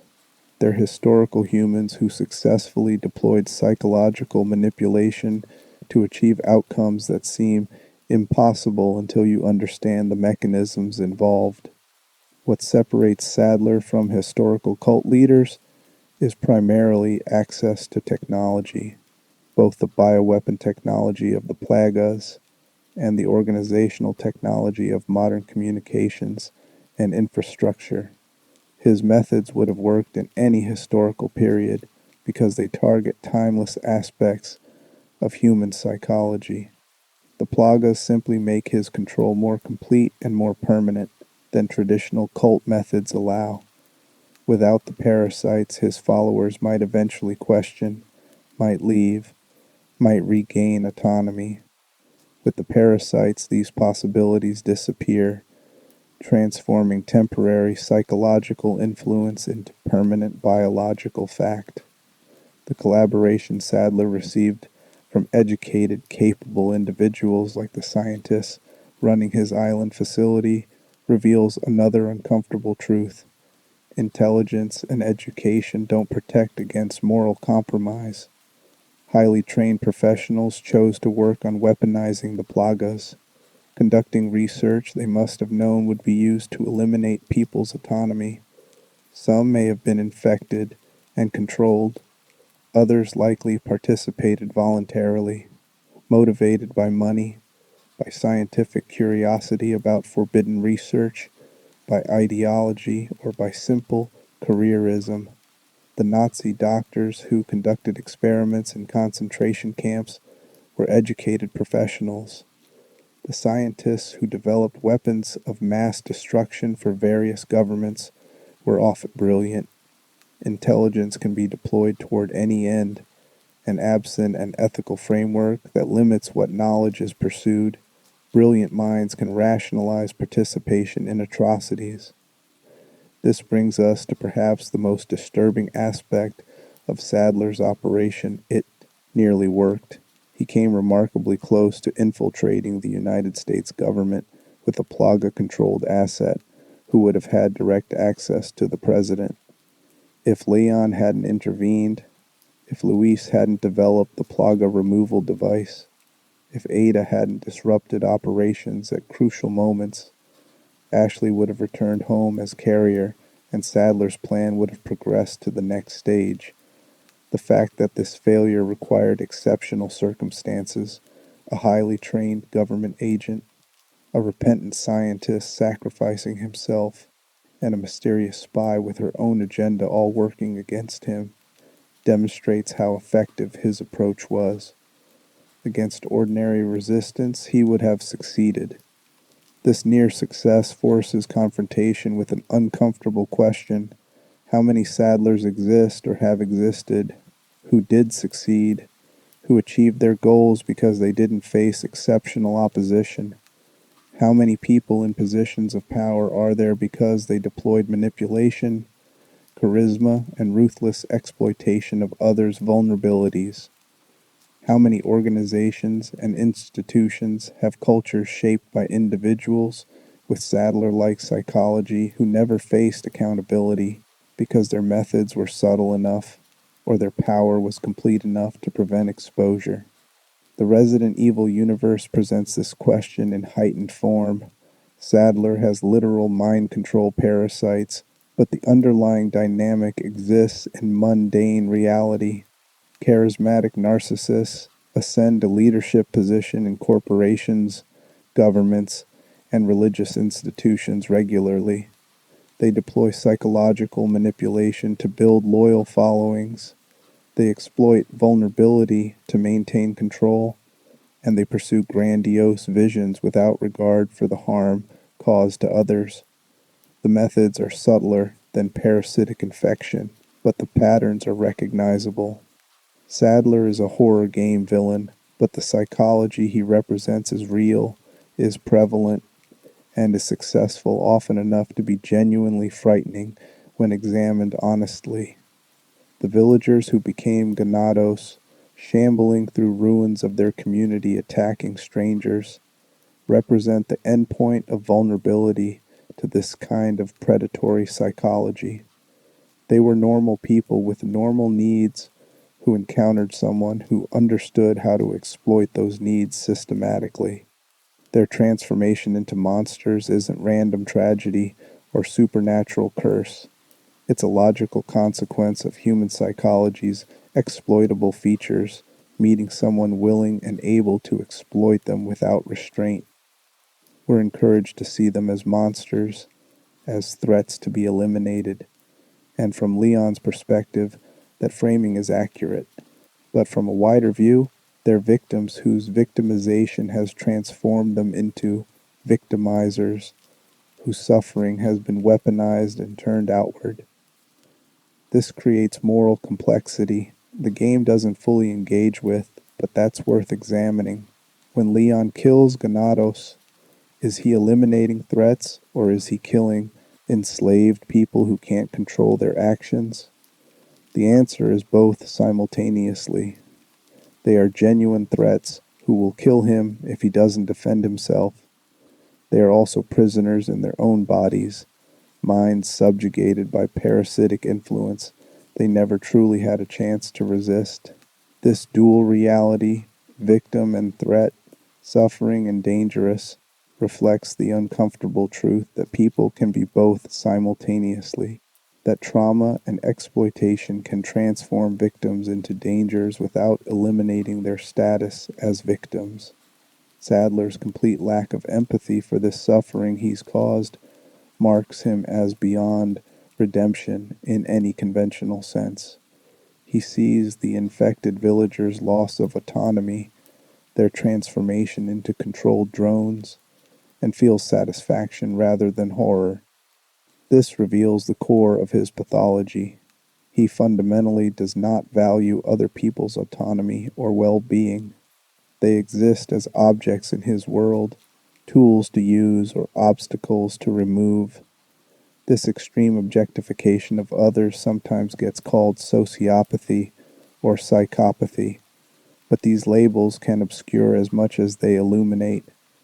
What matters isn't the diagnostic category, but the recognition that some humans exist whose psychology lacks the empathic mechanisms that make most people hesitate before inflicting suffering. These individuals aren't necessarily violent or obviously dangerous. Many function successfully in society, even achieving positions of significant power. What distinguishes Saddler isn't the presence of pathological personality traits, but the combination of those traits with sufficient intelligence, resources, and ambition to act on them at scale. A narcissistic individual without means might be merely unpleasant, A narcissistic individual with Saddler's capabilities becomes the architect of mass suffering. The pathology exists on a spectrum, but when combined with opportunity and ability, it creates monsters wearing human faces, predators who deploy human psychology's own mechanisms against it. The religious framework Saddler employed deserves particular attention because it reveals how easily spiritual hunger can be exploited. Religion, at its best, addresses genuine human needs for transcendence, meaning, ethical framework, and connection to something larger than individual ego. Religion, at its worst, provides cover for exploitation, gives authoritarian control, divine sanction, and demands submission to human leaders who claim to speak for God. Saddler deployed religious language and imagery cynically, using it as tool for control while likely believing in his own exceptional nature with quasi-religious fervor. The result is toxic synthesis, where genuine religious impulses get channeled towards serving the narcissistic cult leader's grandiose ambitions. This isn't an argument against religion generally, but recognition that spiritual vulnerability is vulnerability nonetheless, that hunger for transcendent meaning can be exploited as readily as hunger for food or shelter or love. Sadler understood this and weaponized it. The fact that his methods mirror those of historical cult leaders who caused tremendous real-world suffering demonstrates that the psychology he represents isn't confined to fiction. It's present, it's active, and it's successful often enough that constant vigilance against these manipulation patterns represents genuine necessity rather than paranoia. The question of whether anyone is truly immune to such manipulation becomes relevant.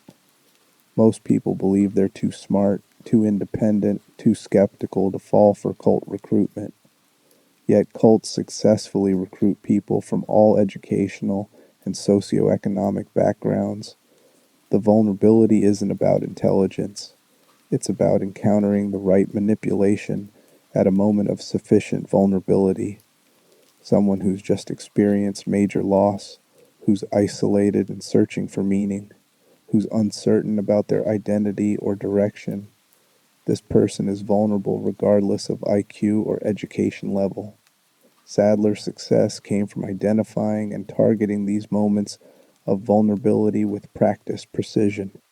This reality should be humbling rather than despairing. Recognizing our vulnerability to manipulation is the first step toward developing resilience against it. Understanding the mechanisms, the love bombing, the incremental commitment, the information control, the dependency creation, allows recognition when these patterns appear in real life.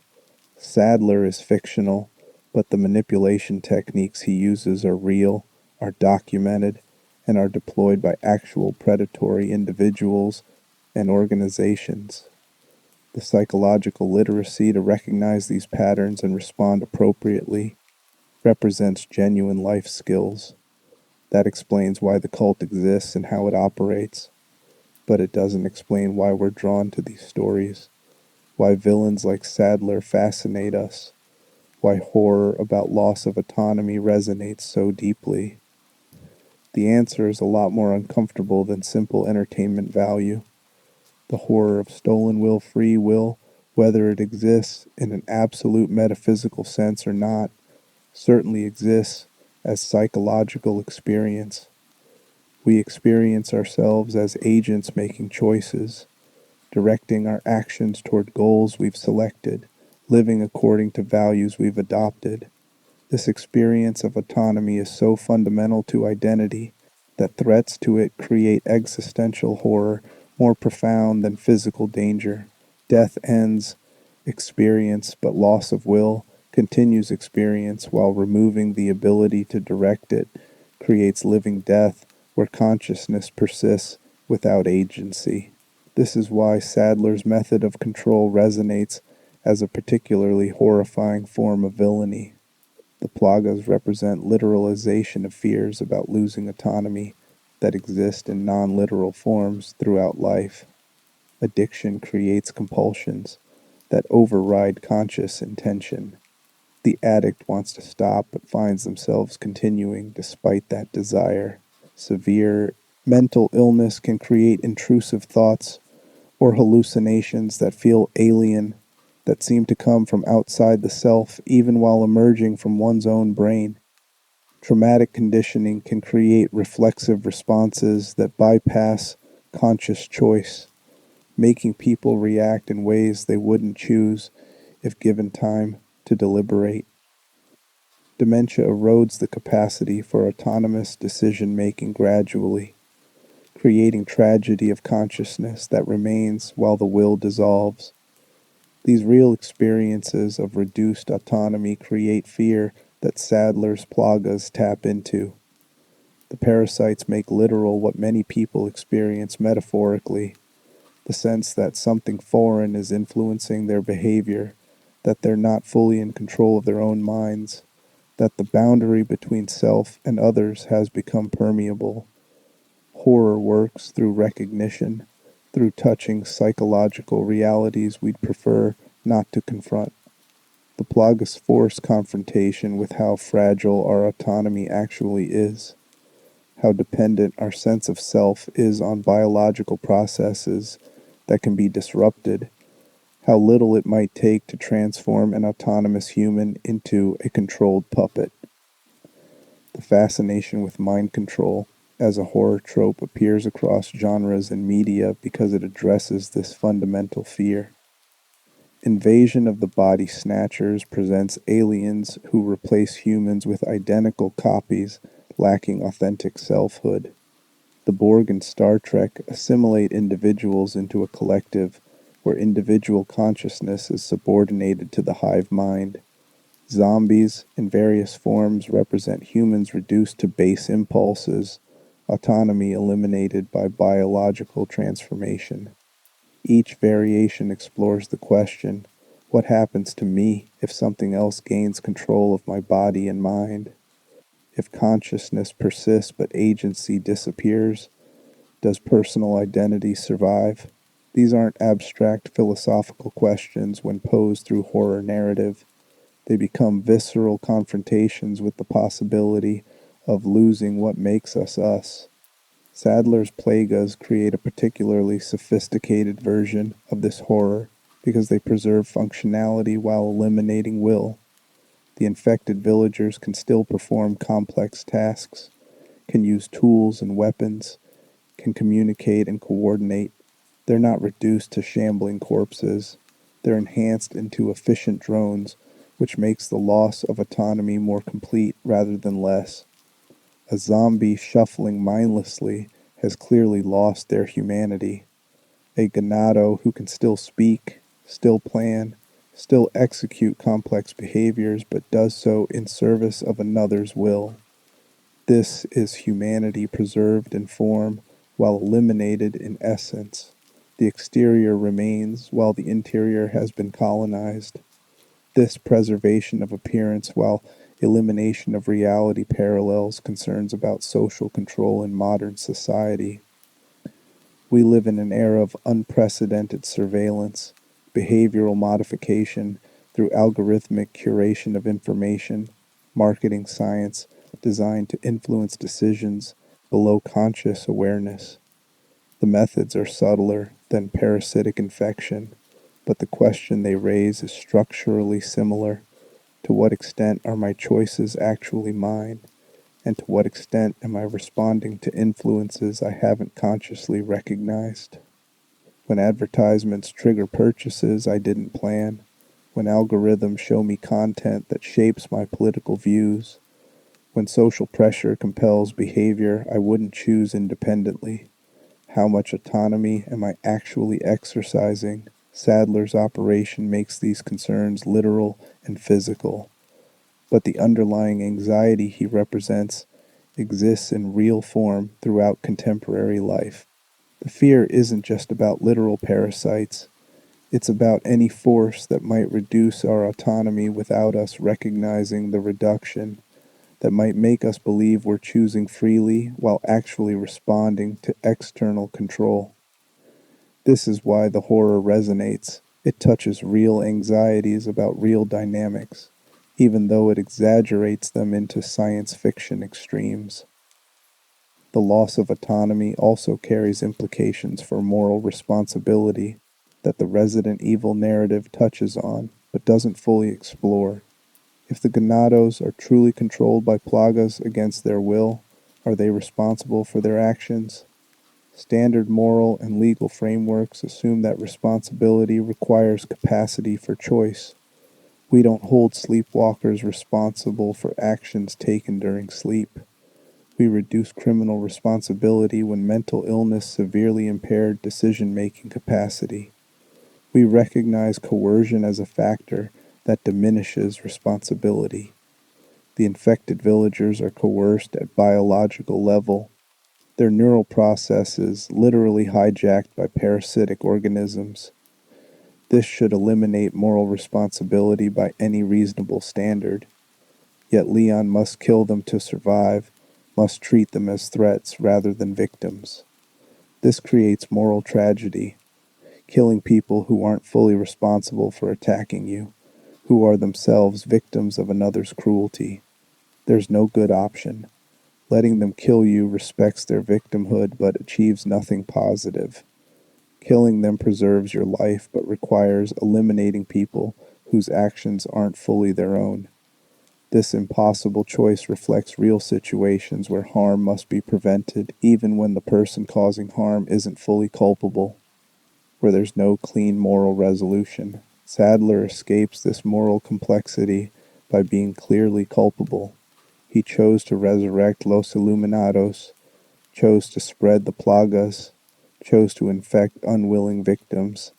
His autonomy is intact, his decisions are his own, and his responsibility is complete. This makes him a satisfying target for moral condemnation in ways the infected villagers can't be.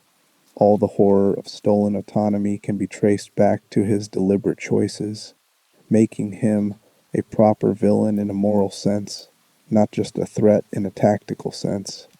The pleasure audiences take in his eventual defeat stems partly from this moral clarity.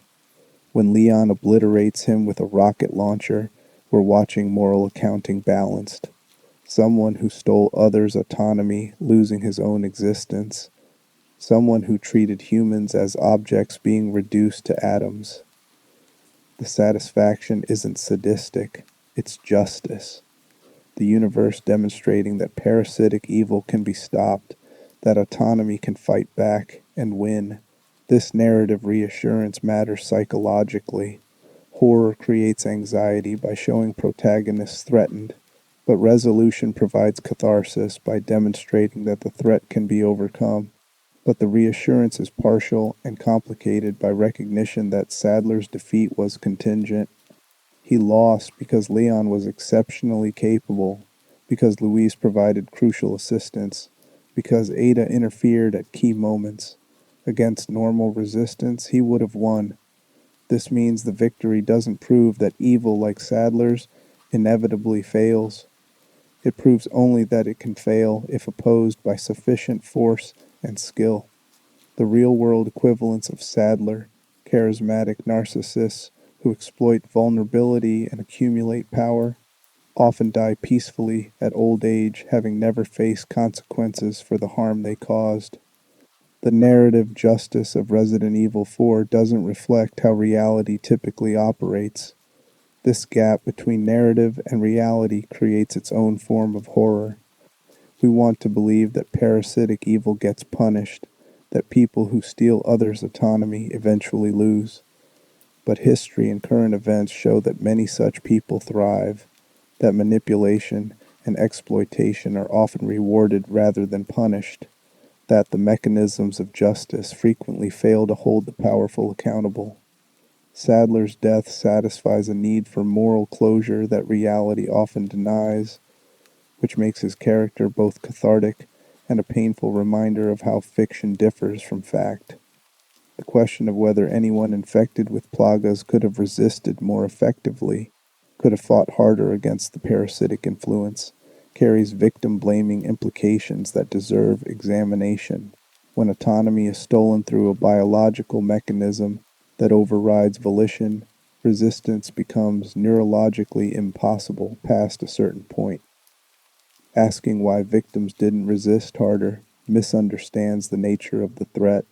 This parallels victim blaming in other contexts. Asking why abuse victims didn't leave ignores the psychological and practical constraints that make leaving difficult or dangerous. Asking why people fall for scams ignores the sophisticated manipulation involved in effective fraud. Saddler's victims couldn't simply free themselves of plaga control once infection progressed beyond early stages. The parasite had access to their neural processes in ways that made sustained resistance impossible. This doesn't make them weak, it makes them human, subject to biological limitations that no amount of willpower can overcome.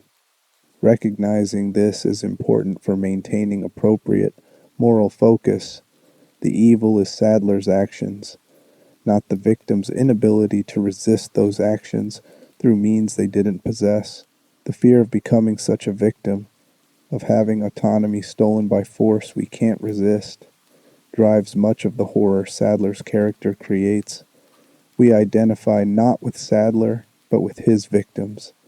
Imagine ourselves as the infected villagers trying desperately to resist as alien thoughts and impulses override our intentions, as our bodies move according to another's will while our consciousness watches helplessly. This imagined experience of stolen agency creates visceral horror that pure physical threat cannot match.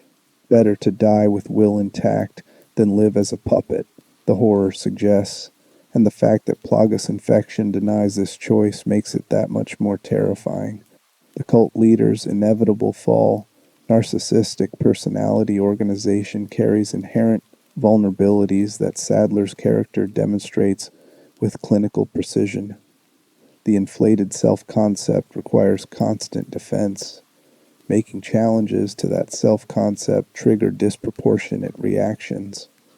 The lack of empathy prevents accurate modeling of others' motivations and capabilities, creating blind spots in strategic thinking. The need for recognition and validation creates dependencies on others' responses, giving those others potential leverage. These vulnerabilities don't guarantee failure, but they create weaknesses that opponents can exploit if they recognize them. Saddler's underestimation of Leon stems from narcissistic inability to take seriously anyone he's categorized as inferior. Leon is just an American agent, just an obstacle to overcome, not someone who could genuinely threaten the grand plan.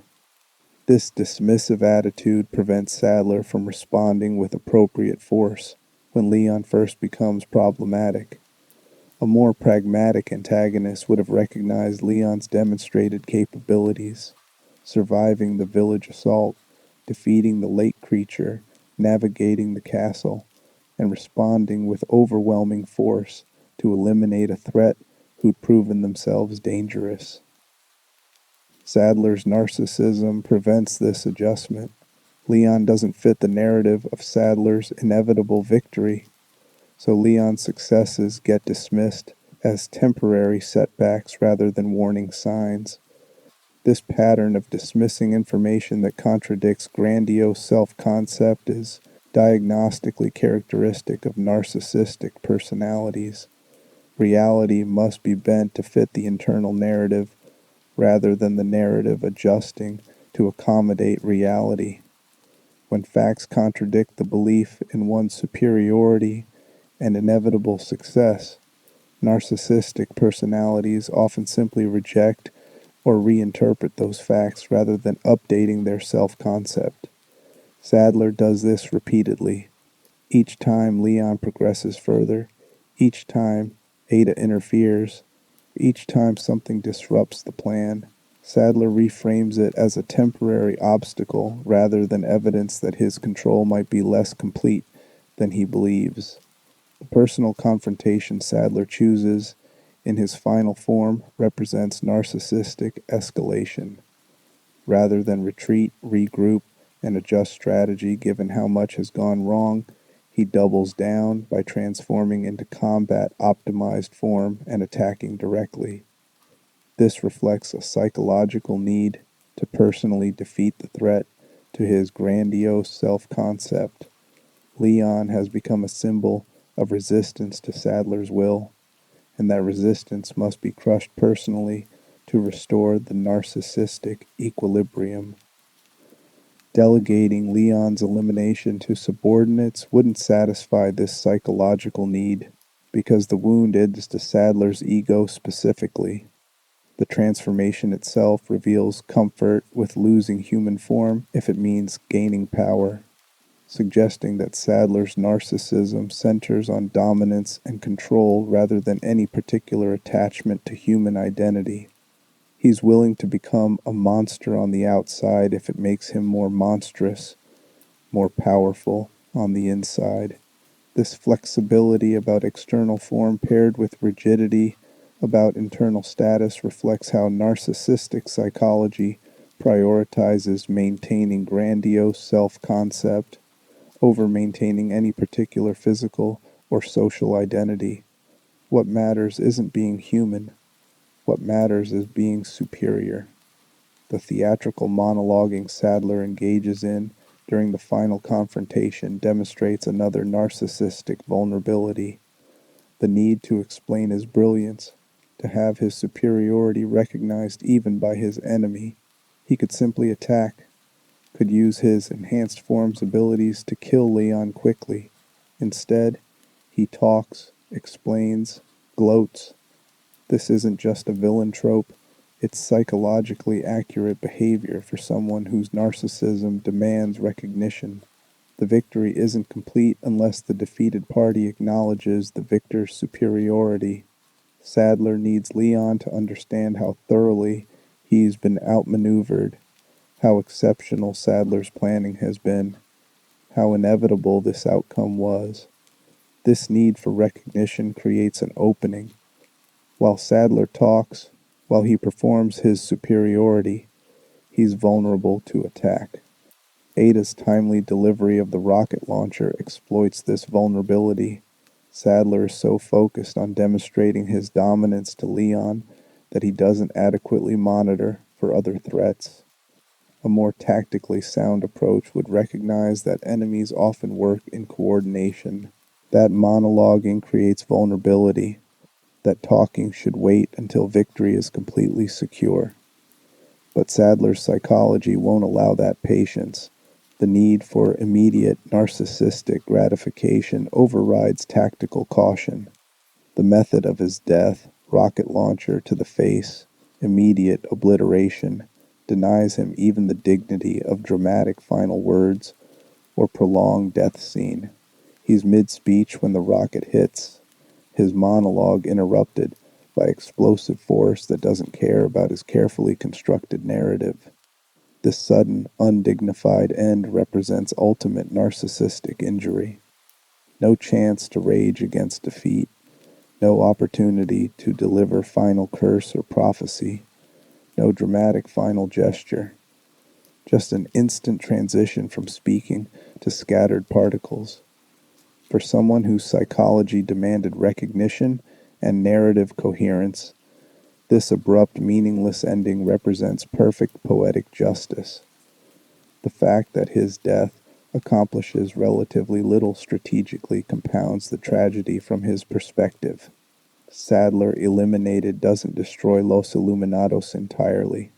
Infected villagers remain, the island facility remains, the Plagas themselves remain.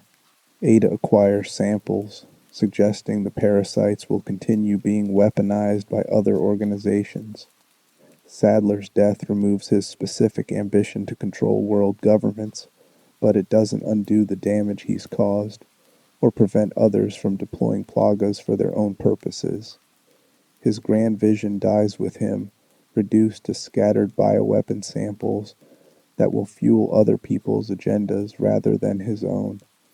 This failure to achieve lasting legacy represents final mockery of his grandiose ambitions. He didn't reshape the world. He created chaos that others will exploit, left behind suffering that accomplished nothing toward his goals, died without achieving the historic significance he believed himself destined for.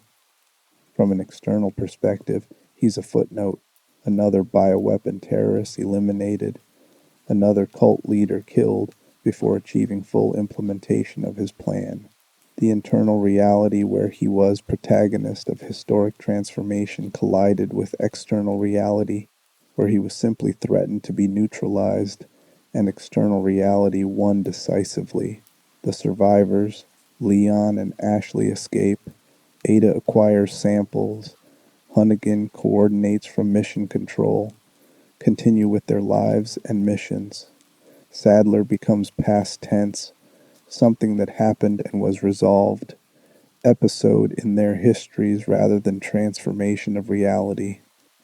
This mundane continuation after his death demonstrates how little lasting impact he achieved.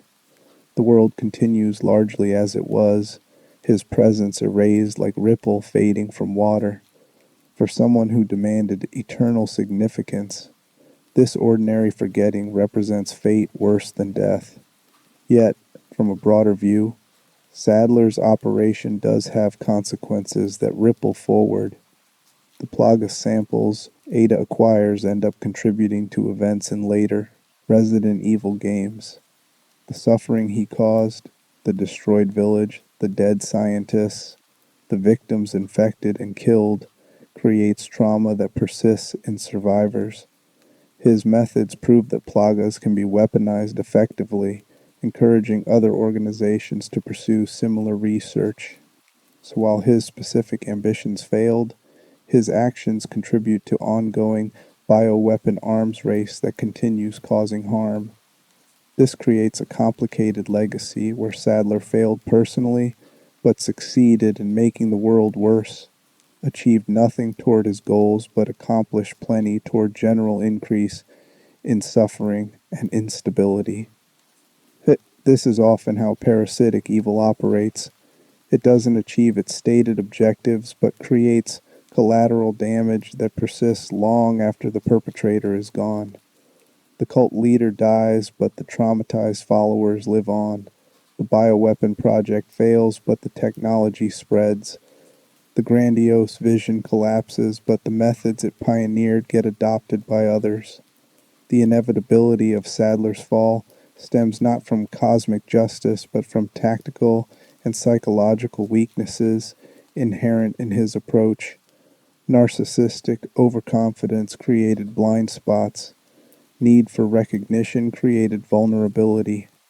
Inability to accurately model others' capabilities led to underestimation of opposition. Rigid commitment to grandiose narrative prevented strategic flexibility. These weaknesses don't always lead to defeat. Many narcissistic cult leaders live long lives, but they create potential for defeat when opposed by capable resistance. Leon provided that resistance, and Saddler's own psychology created the openings Leon exploited. The question remains whether Saddler could have succeeded with a different approach, and the answer is probably yes. If he'd been more cautious, more willing to retreat and regroup, more capable of updating his beliefs based on new information, more tactically flexible, he might have avoided defeat. But being those things would have required a different personality structure, would have meant not being Saddler. The psychology that made him dangerous, the grandiose vision, the charismatic manipulation, the absolute conviction in his own superiority, also created the weaknesses that allowed his defeat. The traits can't be separated. You don't get the ambition without the overconfidence.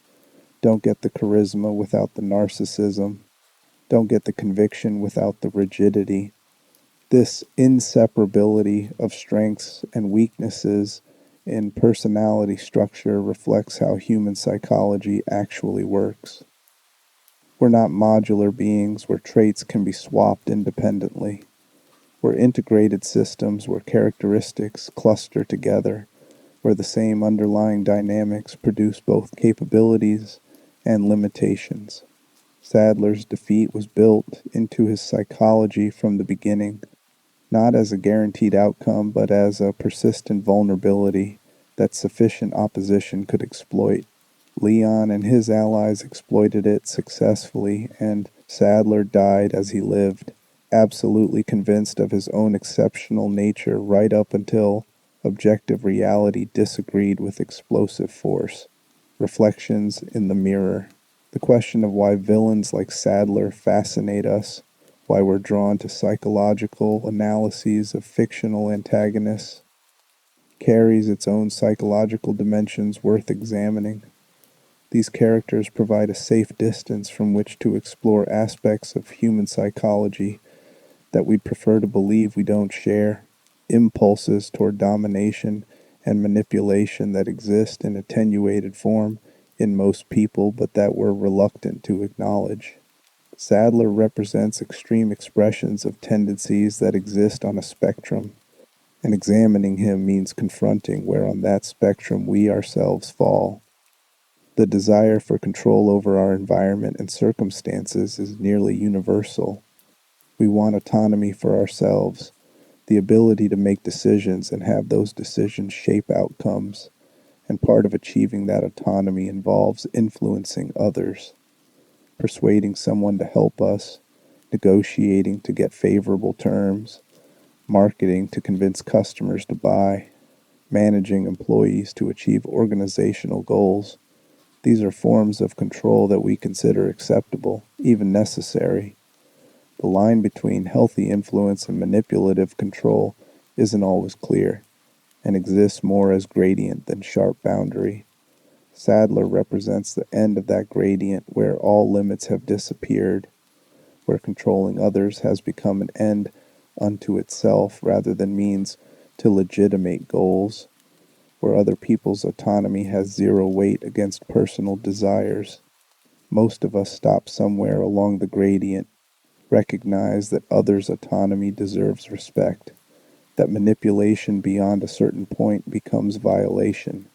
Saddler never developed or never maintained those internal restraints. Examining him means examining what humans become when the restraints disappear, when empathy fails to develop or gets overridden by other drives, when intelligence and capability get deployed without an ethical framework to guide them. This creates uncomfortable recognition that the difference between an ordinary person and someone like Saddler might be more quantitative than qualitative. We share the underlying drives, desire for significance, need for control over our circumstances, tendency toward self-serving biases that make us see ourselves as more important or justified than objective view would support. What differs is degree of those drives and presence or absence of countervailing mechanisms like empathy, guilt, and capacity to genuinely value others' well-being. Saddler isn't an alien creature whose psychology has nothing in common with ours.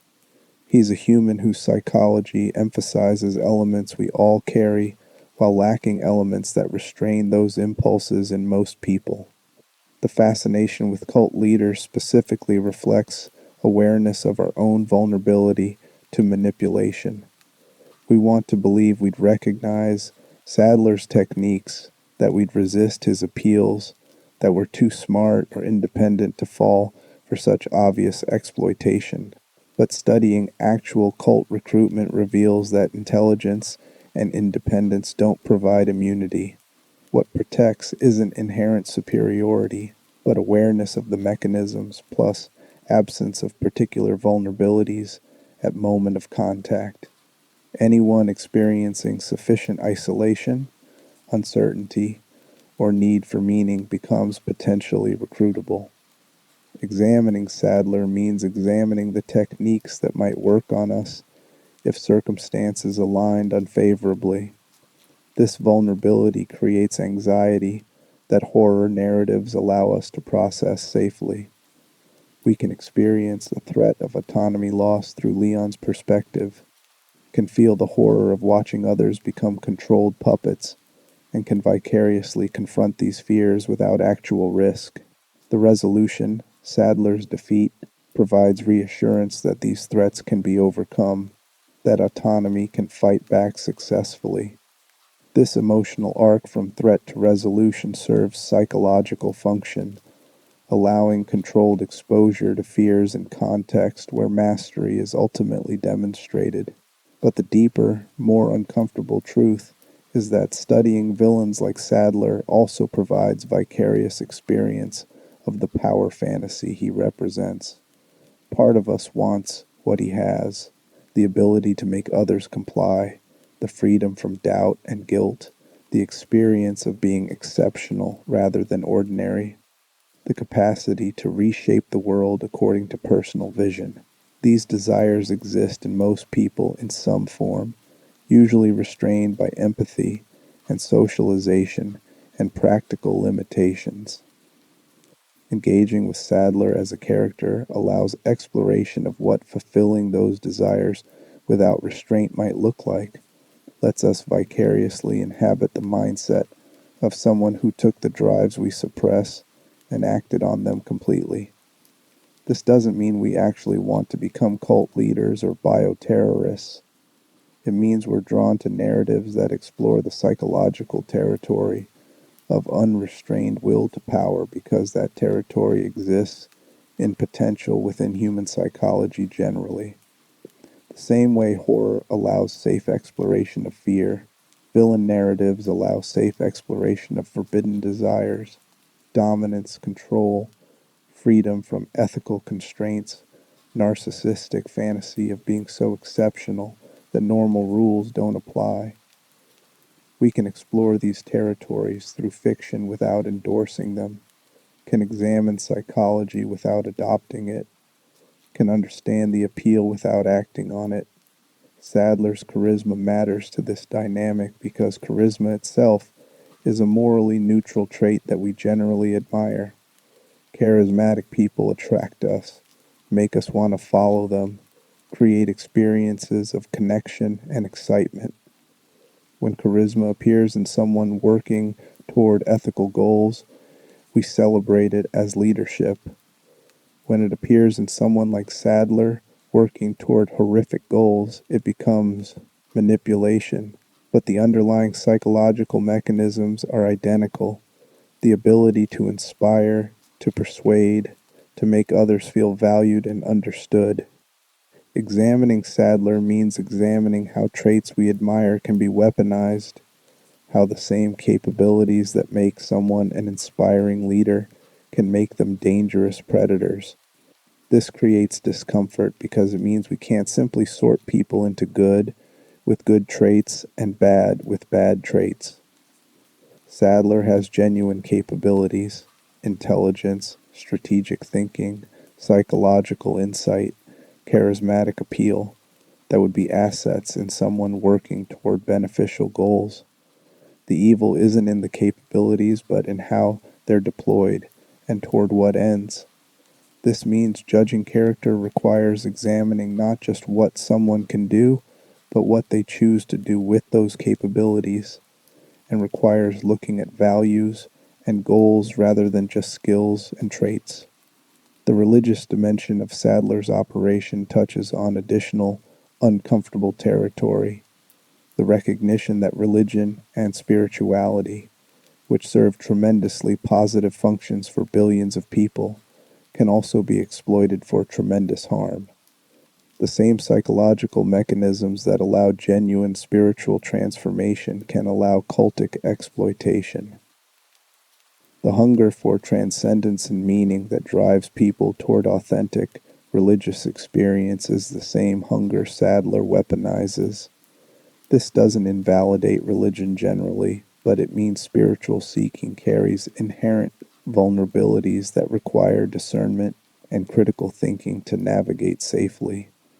The line between legitimate religious authority and cultic exploitation isn't always clear to those inside the system. Believers in legitimate religious traditions submit to authority, accept teaching that might seem unusual to outsiders, and make sacrifices for their faith. Cult members do the same things, but in service of leader exploiting them rather than authentic spiritual tradition. From inside, distinguishing between these situations requires examining fruits of the teaching. Does it increase capacity for love, compassion, and ethical behavior, or does it increase isolation, fear, and subordination to leaders' personal agenda? Does it enhance autonomy by helping people make better choices, or does it erode autonomy by making people dependent on a leader's guidance? Saddler's Los Iluminados fails all these tests.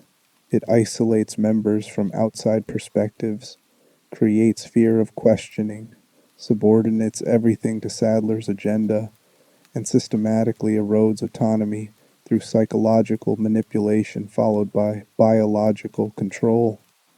But members inside the system, especially before full plaga infection, might not recognize these patterns clearly.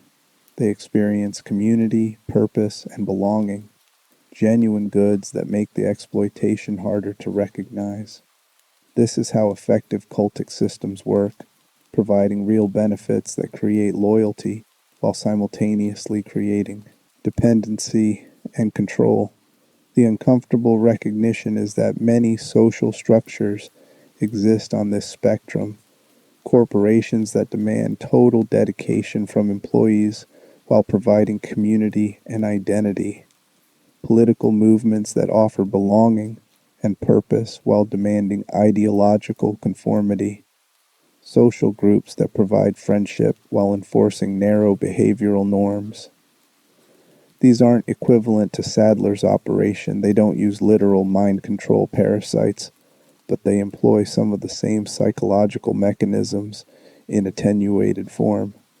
Recognizing the patterns in extreme cases like Los Iluminados can help identify them in more subtle, everyday contexts.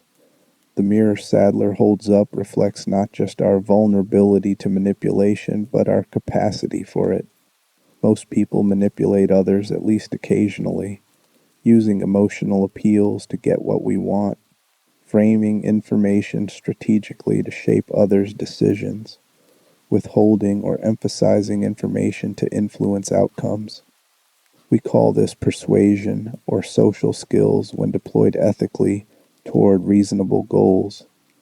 When deployed unethically toward exploitative goals, it becomes manipulation. The boundary is real but sometimes fuzzy, and most of us probably cross it occasionally in small ways, even while avoiding the extremes Saddler represents.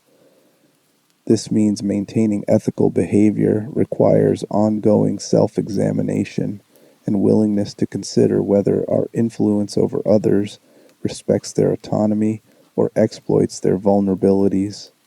It requires asking whether we're providing genuine value in exchanges or extracting value dishonestly. It requires recognizing that the same capabilities that allow us to be persuasive and influential can slide into manipulation if we're not careful about how we deploy them. Saddler represents what happens when someone not only stops asking these questions but actively pursues manipulation as a primary strategy. The horror is recognition that most of us probably could become more Saddler-like if we chose to suppress empathy and pursue our desires without ethical constraints. The fact that most people don't make that choice, that empathy and ethical concern actually constrain behavior in the majority of cases, provides some reassurance.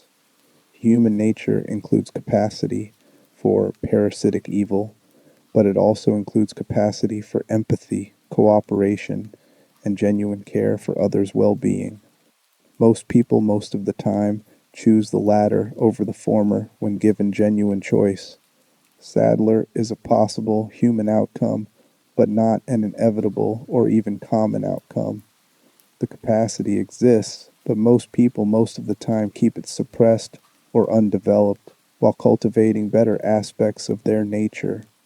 This is perhaps the ultimate lesson Saddler teaches, that evil like his is human evil, emerging from human psychology's potential rather than from supernatural forces or incomprehensible alien mindsets. This means it can be understood, predicted, recognized, and resisted. It means the same psychological literacy that explains how Saddler manipulates can protect against real-world manipulation.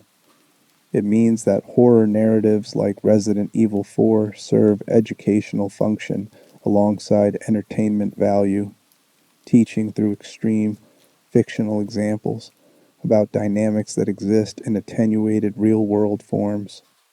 The mirror reflects both what we fear becoming, controlled, exploited, reduced to puppet, and what we fear we could become, controller, exploiter, narcissistic predator, pursuing grandiose visions without regard for cost to others. Examining Saddler means examining both reflections, confronting both vulnerabilities honestly. This double confrontation is uncomfortable but valuable, creating self-awareness about psychological realities we might otherwise avoid thinking about because they're genuinely disturbing to contemplate. The legacy of Los Iluminados. When Leon and Ashley escape the island and the nightmare of Los Iluminados ends, the conclusion feels definitive. Cult destroyed, leader killed, parasites removed from the protagonists, mission accomplished.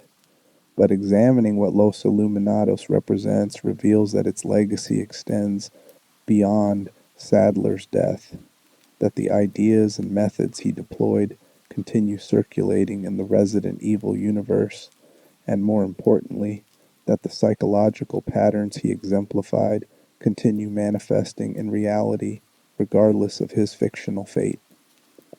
The Plagas samples Ada acquires on behalf of Wesker seed future bioweapon development that continues the cycle of exploitation Saddler pioneered. Parasites get studied, refined, and deployed by other organizations pursuing their own agendas for power and profit. Saddler's specific vision of global control through infiltration dies with him, but the tool he used becomes available to others with different but equally destructive visions. This reflects reality where technologies and techniques once developed spread regardless of whether their original creators continue existing. The knowledge cannot be unlearned, the methods cannot be forgotten. The destroyed village remains testament to what happens when vulnerable communities encounter predatory manipulation. Those buildings Leon fought through, the church where religious ceremonies masked biological horror, the streets where infected villagers shambled in coordinated hunts. These spaces once held ordinary lives that Saddler systematically destroyed. Even if survivors somehow remained, even if the Plagas could be completely eliminated, the community that existed before Los Iluminados rose cannot be reconstructed. The social fabric was torn apart, the trust was violated, the meaning-making structures were corrupted.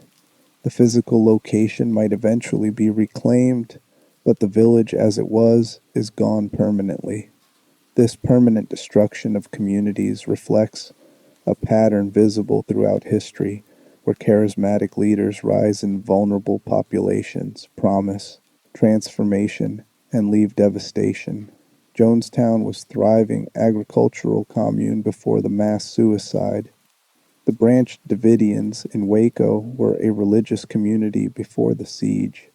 Heaven's Gate members were individuals with families and careers before recruitment. In each case, the community or individual lives that existed before the cult cannot be recovered after the cult's collapse. The transformation isn't reversible. The people who die cannot be resurrected. The years spent in subordination to exploitative leaders cannot be reclaimed. For survivors of cultic exploitation, recovery involves rebuilding identity, often from ground level. When someone has spent years with their autonomy systematically eroded, their decision-making subordinated to the leader's will, their worldview shaped by cult ideology. Liberation doesn't immediately restore healthy, autonomous functioning. They must relearn how to make decisions independently, must reconstruct worldview without the comprehensive meaning system the cult provided, must process trauma from exploitation they may not have recognized as exploitation while experiencing it. This recovery process can take years or decades, and some people never fully achieve it. The Granados, who presumably died when the island facility exploded, or when they could no longer function without Saddler's controlling influence, represent absolute failure of every system meant to protect vulnerable people. They were citizens of Spain, theoretically protected by government and law, but their rural isolation made them invisible until it was too late. By the time outside authorities might have noticed something wrong, the infection had progressed too far to reverse. This represents a realistic dynamic where vulnerable populations, rural poor, marginalized communities, people isolated by geography or circumstance, become targets for exploitation precisely because their vulnerability makes them accessible, while their marginalization makes their exploitation less likely to trigger intervention. Saddler's scientific collaborators who developed plaga weaponization procedures, who conducted research on human subjects, who facilitated the infection protocols, these individuals either died when the facility was destroyed or escaped to potentially continue similar work elsewhere. The scientists who participated in Nazi experiments, in Unit 731's biological warfare research, in CIA mind control programs, in pharmaceutical company exploitation of vulnerable populations. Many faced no consequences. Some were actively recruited by governments wanting their expertise despite their ethical violations. Knowledge gained through unconscionable means still constitutes knowledge that other entities want to access and exploit. This creates moral horror beyond the immediate victims, the recognition that institutions and systems that should prevent exploitation sometimes facilitate or even directly conduct it. That protection for vulnerable populations is inconsistent at best and entirely absent at worst, that the mechanisms meant to provide accountability often fail when confronting powerful individuals or organizations. Saddler operated with relative impunity until Leon's intervention, not because his operation was particularly well hidden, but because the systems that might have stopped him earlier weren't looking or didn't care enough to investigate thoroughly.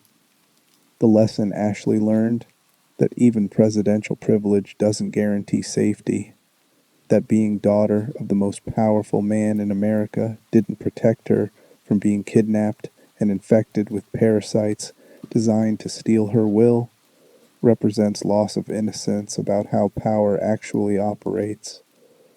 She entered the nightmare believing her status provided security.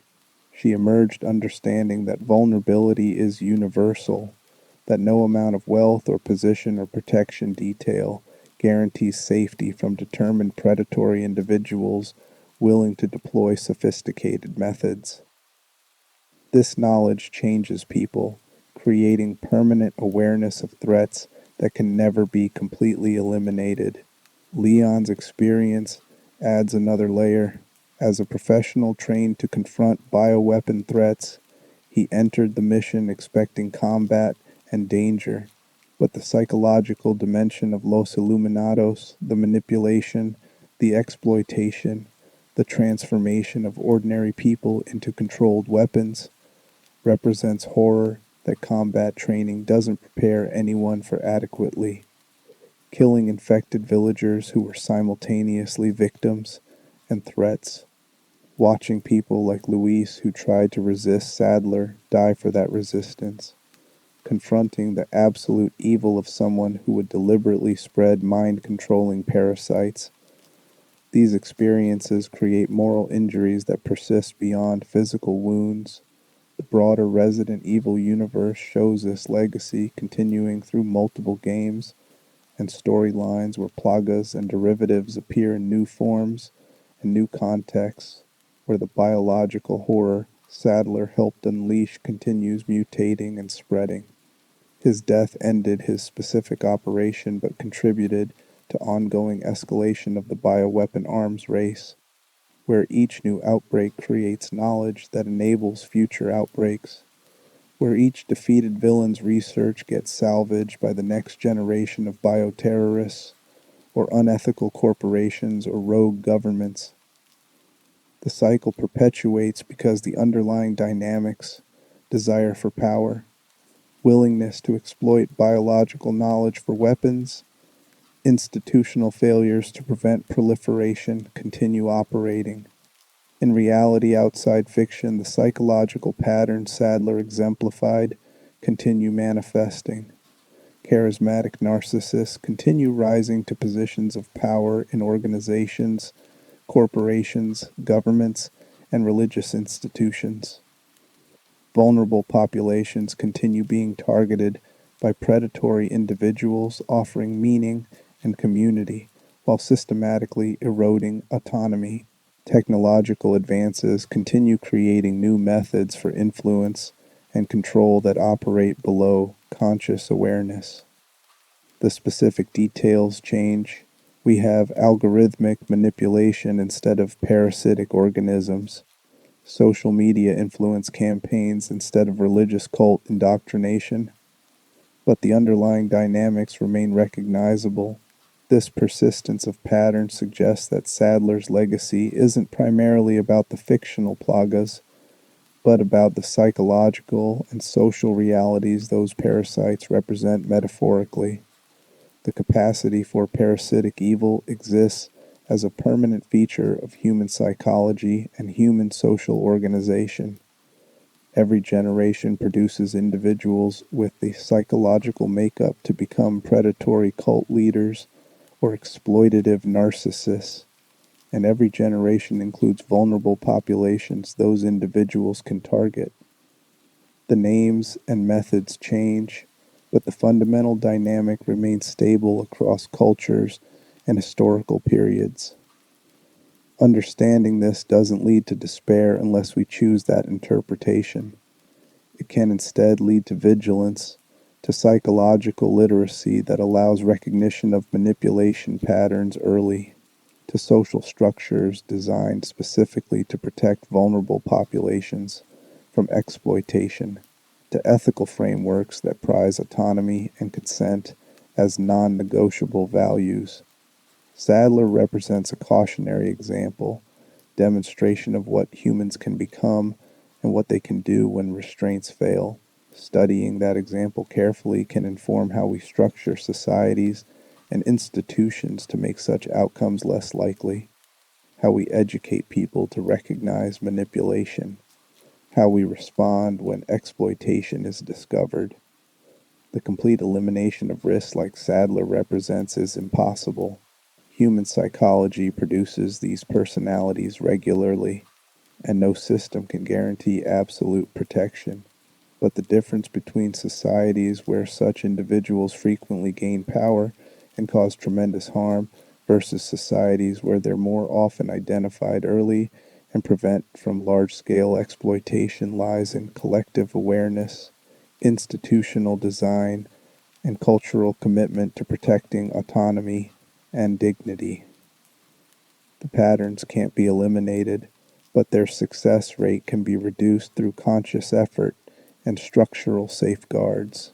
Los Iluminados, the organization, is destroyed, but Los Iluminados, the concept, the idea that charismatic leaders can use a combination of psychological manipulation and biological control to create an absolutely obedient following, survives in the knowledge that such things are possible. The survivors carry this knowledge forward, and the audience engaging with the narrative learns the patterns, even while experiencing them safely through fiction. This knowledge can serve a protective function if integrated thoughtfully, and can help people recognize warning signs in real situations before exploitation reaches catastrophic levels. The price of admission. We began this examination in the quiet hours of late night, exploring the psychology of a villain who understood human vulnerability with disturbing precision and deployed that understanding without mercy or hesitation. We've traced Saddler's grandiose delusions, his charismatic manipulation, his parasitic methods of control, and the uncomfortable truths his character reveals about human nature's capacity for both exploitation and vulnerability to exploitation. The journey through his psychology has been deliberately disturbing because the realities it reflects are genuinely disturbing when examined honestly. Horror serves cathartic function, allowing confrontation with fears in controlled contexts, where resolution demonstrates that threats can be overcome. Saddler's defeat provides that resolution narratively. The parasitic evil is destroyed, the heroes escape, the immediate threat ends. But the psychological realities his character represents don't resolve so neatly. The capacity for narcissistic grandiosity, the effectiveness of charismatic manipulation, the vulnerability of isolated populations to predatory leadership, the ways biological and psychological mechanisms can be weaponized. All of these persist beyond any individual story's conclusion. The price of admission to this examination has been discomfort, recognizing our own potential vulnerability to manipulation, acknowledging drives toward control and dominance that exist in attenuated form in most human psychology, confronting how easily autonomy can be eroded through systematic exploitation. These recognitions don't feel pleasant. They challenge comforting beliefs about individual invulnerability and clear moral separation between ourselves and villains like Saddler. The examination reveals continuities and commonalities we'd prefer not to acknowledge, but discomfort serves purpose when it leads to growth rather than denial. Understanding how cult recruitment works provides some protection against it. Recognizing narcissistic manipulation patterns allows earlier detection in real situations. Acknowledging our own capacity for controlling behavior creates the opportunity to choose restraint consciously. The knowledge gained from examining evil isn't purely academic. It's practical wisdom that can inform better choices about who to trust, what organizations to join, which influence to accept, and which to resist. Saddler represents the extreme on spectrum of human psychology, but he's not discontinuous from that spectrum. The same capabilities that make humans capable of empathy, cooperation, and building meaning through shared narratives also make us vulnerable to exploitation by those who weaponize these capabilities. The psychological mechanisms serving positive functions in most contexts can be hijacked for destructive purposes by those who understand them sufficiently and lack ethical constraints about exploiting them. This dual potential is a permanent feature of human nature, not a bug, to be eliminated, but reality to navigate with awareness and care. The religious dimension particularly deserves final reflection. Spiritual hunger is real, need for transcendence and meaning is legitimate. Communities built around shared values and practices serve vital functions. Saddler's exploitation of these legitimate needs doesn't invalidate the needs themselves. It demonstrates that meaningful human drives require protection through discernment, critical thinking, and willingness to question even, especially, those claiming to offer ultimate answers. The boundary between authentic spirituality and cultic exploitation lies partly in whether the system enhances or erodes autonomy, whether it increases capacity for love and ethical behavior, or creates dependency and subordination. The Plagas as literalization of mind control create science fiction horror, but they represent real fears about autonomy that extend beyond fictional parasites. We fear addiction that creates compulsions overriding conscious choice. We fear mental illness that introduces alien thoughts and impulses. We fear dementia that erodes capacity for autonomous decision making.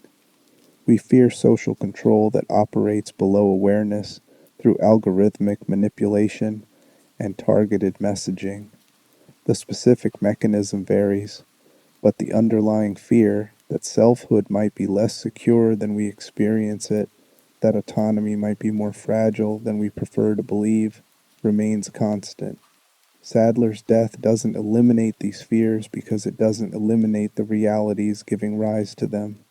Autonomy is fragile. Manipulation does work. Vulnerable populations do get exploited. Charismatic predators do exist and do sometimes achieve significant power before being stopped. The narrative provides cathartic victory, but honest examination requires acknowledging that reality distributes outcomes less justly, that many real-world Saddlers live full lives without facing consequences proportional to harm caused. This acknowledgement isn't counsel of despair. It's the foundation for realistic hope, hope grounded in accurate understanding rather than comfortable illusion. Real protection comes from knowledge of threats and development of defenses, not from pretending threats don't exist. Real resilience comes from acknowledging vulnerability and building systems to protect it, not from denying vulnerability through false confidence in inherent invulnerability. Real justice comes from sustained effort to hold the powerful accountable and protect the vulnerable, not from assuming justice happens automatically. The examination of Osmund Saddler ultimately reveals that horror fiction at its best does more than startle or disgust. It explores psychological territory that matters, asks questions that deserve consideration, and provides a framework for thinking about realities that purely realistic fiction might struggle to address as directly.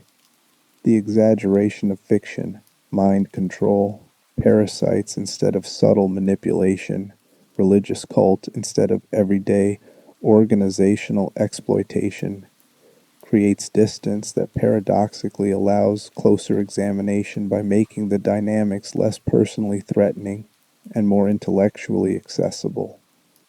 We can study Saddler's narcissism analytically because he's a fictional villain rather than someone we know personally. We can examine cult dynamics through Los Iluminados without having to confront whether any groups we belong to employ similar patterns in milder forms. The fictional distance provides psychological safety that enables honest examination of dynamics that might be too threatening to confront directly in our own lives. Then, once the patterns are recognized and understood in a fictional extreme case, that knowledge becomes available to apply in more subtle real situations when appropriate. This is the value that psychological analysis of horror villains provides, not just entertainment or academic exercise, but genuine contribution to psychological literacy that can inform better navigation of the real social world. Saddler teaches through negative examples, demonstrates through his methods what to watch for and resist, reveals through his psychology what happens when certain traits develop without countervailing mechanisms to restrain them. The lessons are uncomfortable but valuable, disturbing but potentially protective. As the examination concludes, the uncomfortable truths remain. Human nature includes capacity for parasitic evil. Manipulation works. Autonomy is vulnerable. Justice is inconsistent. Power corrupts reliably. These realities persist regardless of whether we acknowledge them. But acknowledgement enables response, development of awareness, creation of protective structures, cultivation of psychological resilience, commitment to ethical behavior even when expedience tempts otherwise. The darkness Saddler represents cannot be eliminated from human possibility, but it can be resisted, can be confronted, can be defeated when sufficient opposition arises. Leon's victory demonstrates that parasitic evil, however sophisticated and powerful, remains defeatable by determined resistance, informed by clear moral purpose. Sadler's defeat demonstrates that narcissistic grandiosity, however compelling it feels internally, eventually collides with a reality that doesn't care about delusions. The narrative provides these demonstrations not as guarantees but as possibilities. Evil can be defeated, not will be defeated inevitably, but can be, when opposed, effectively. That possibility is a sufficient foundation for hope without requiring comfortable illusions about automatic justice. The price of admission has been paid through discomfort and honestly confronted. The value received is knowledge that can inform better choices, awareness that provides some protection, and recognition that the human condition includes both tremendous vulnerability and real capacity for resistance when vulnerabilities are understood and defenses are prepared. Saddler remains defeated at narrative's end.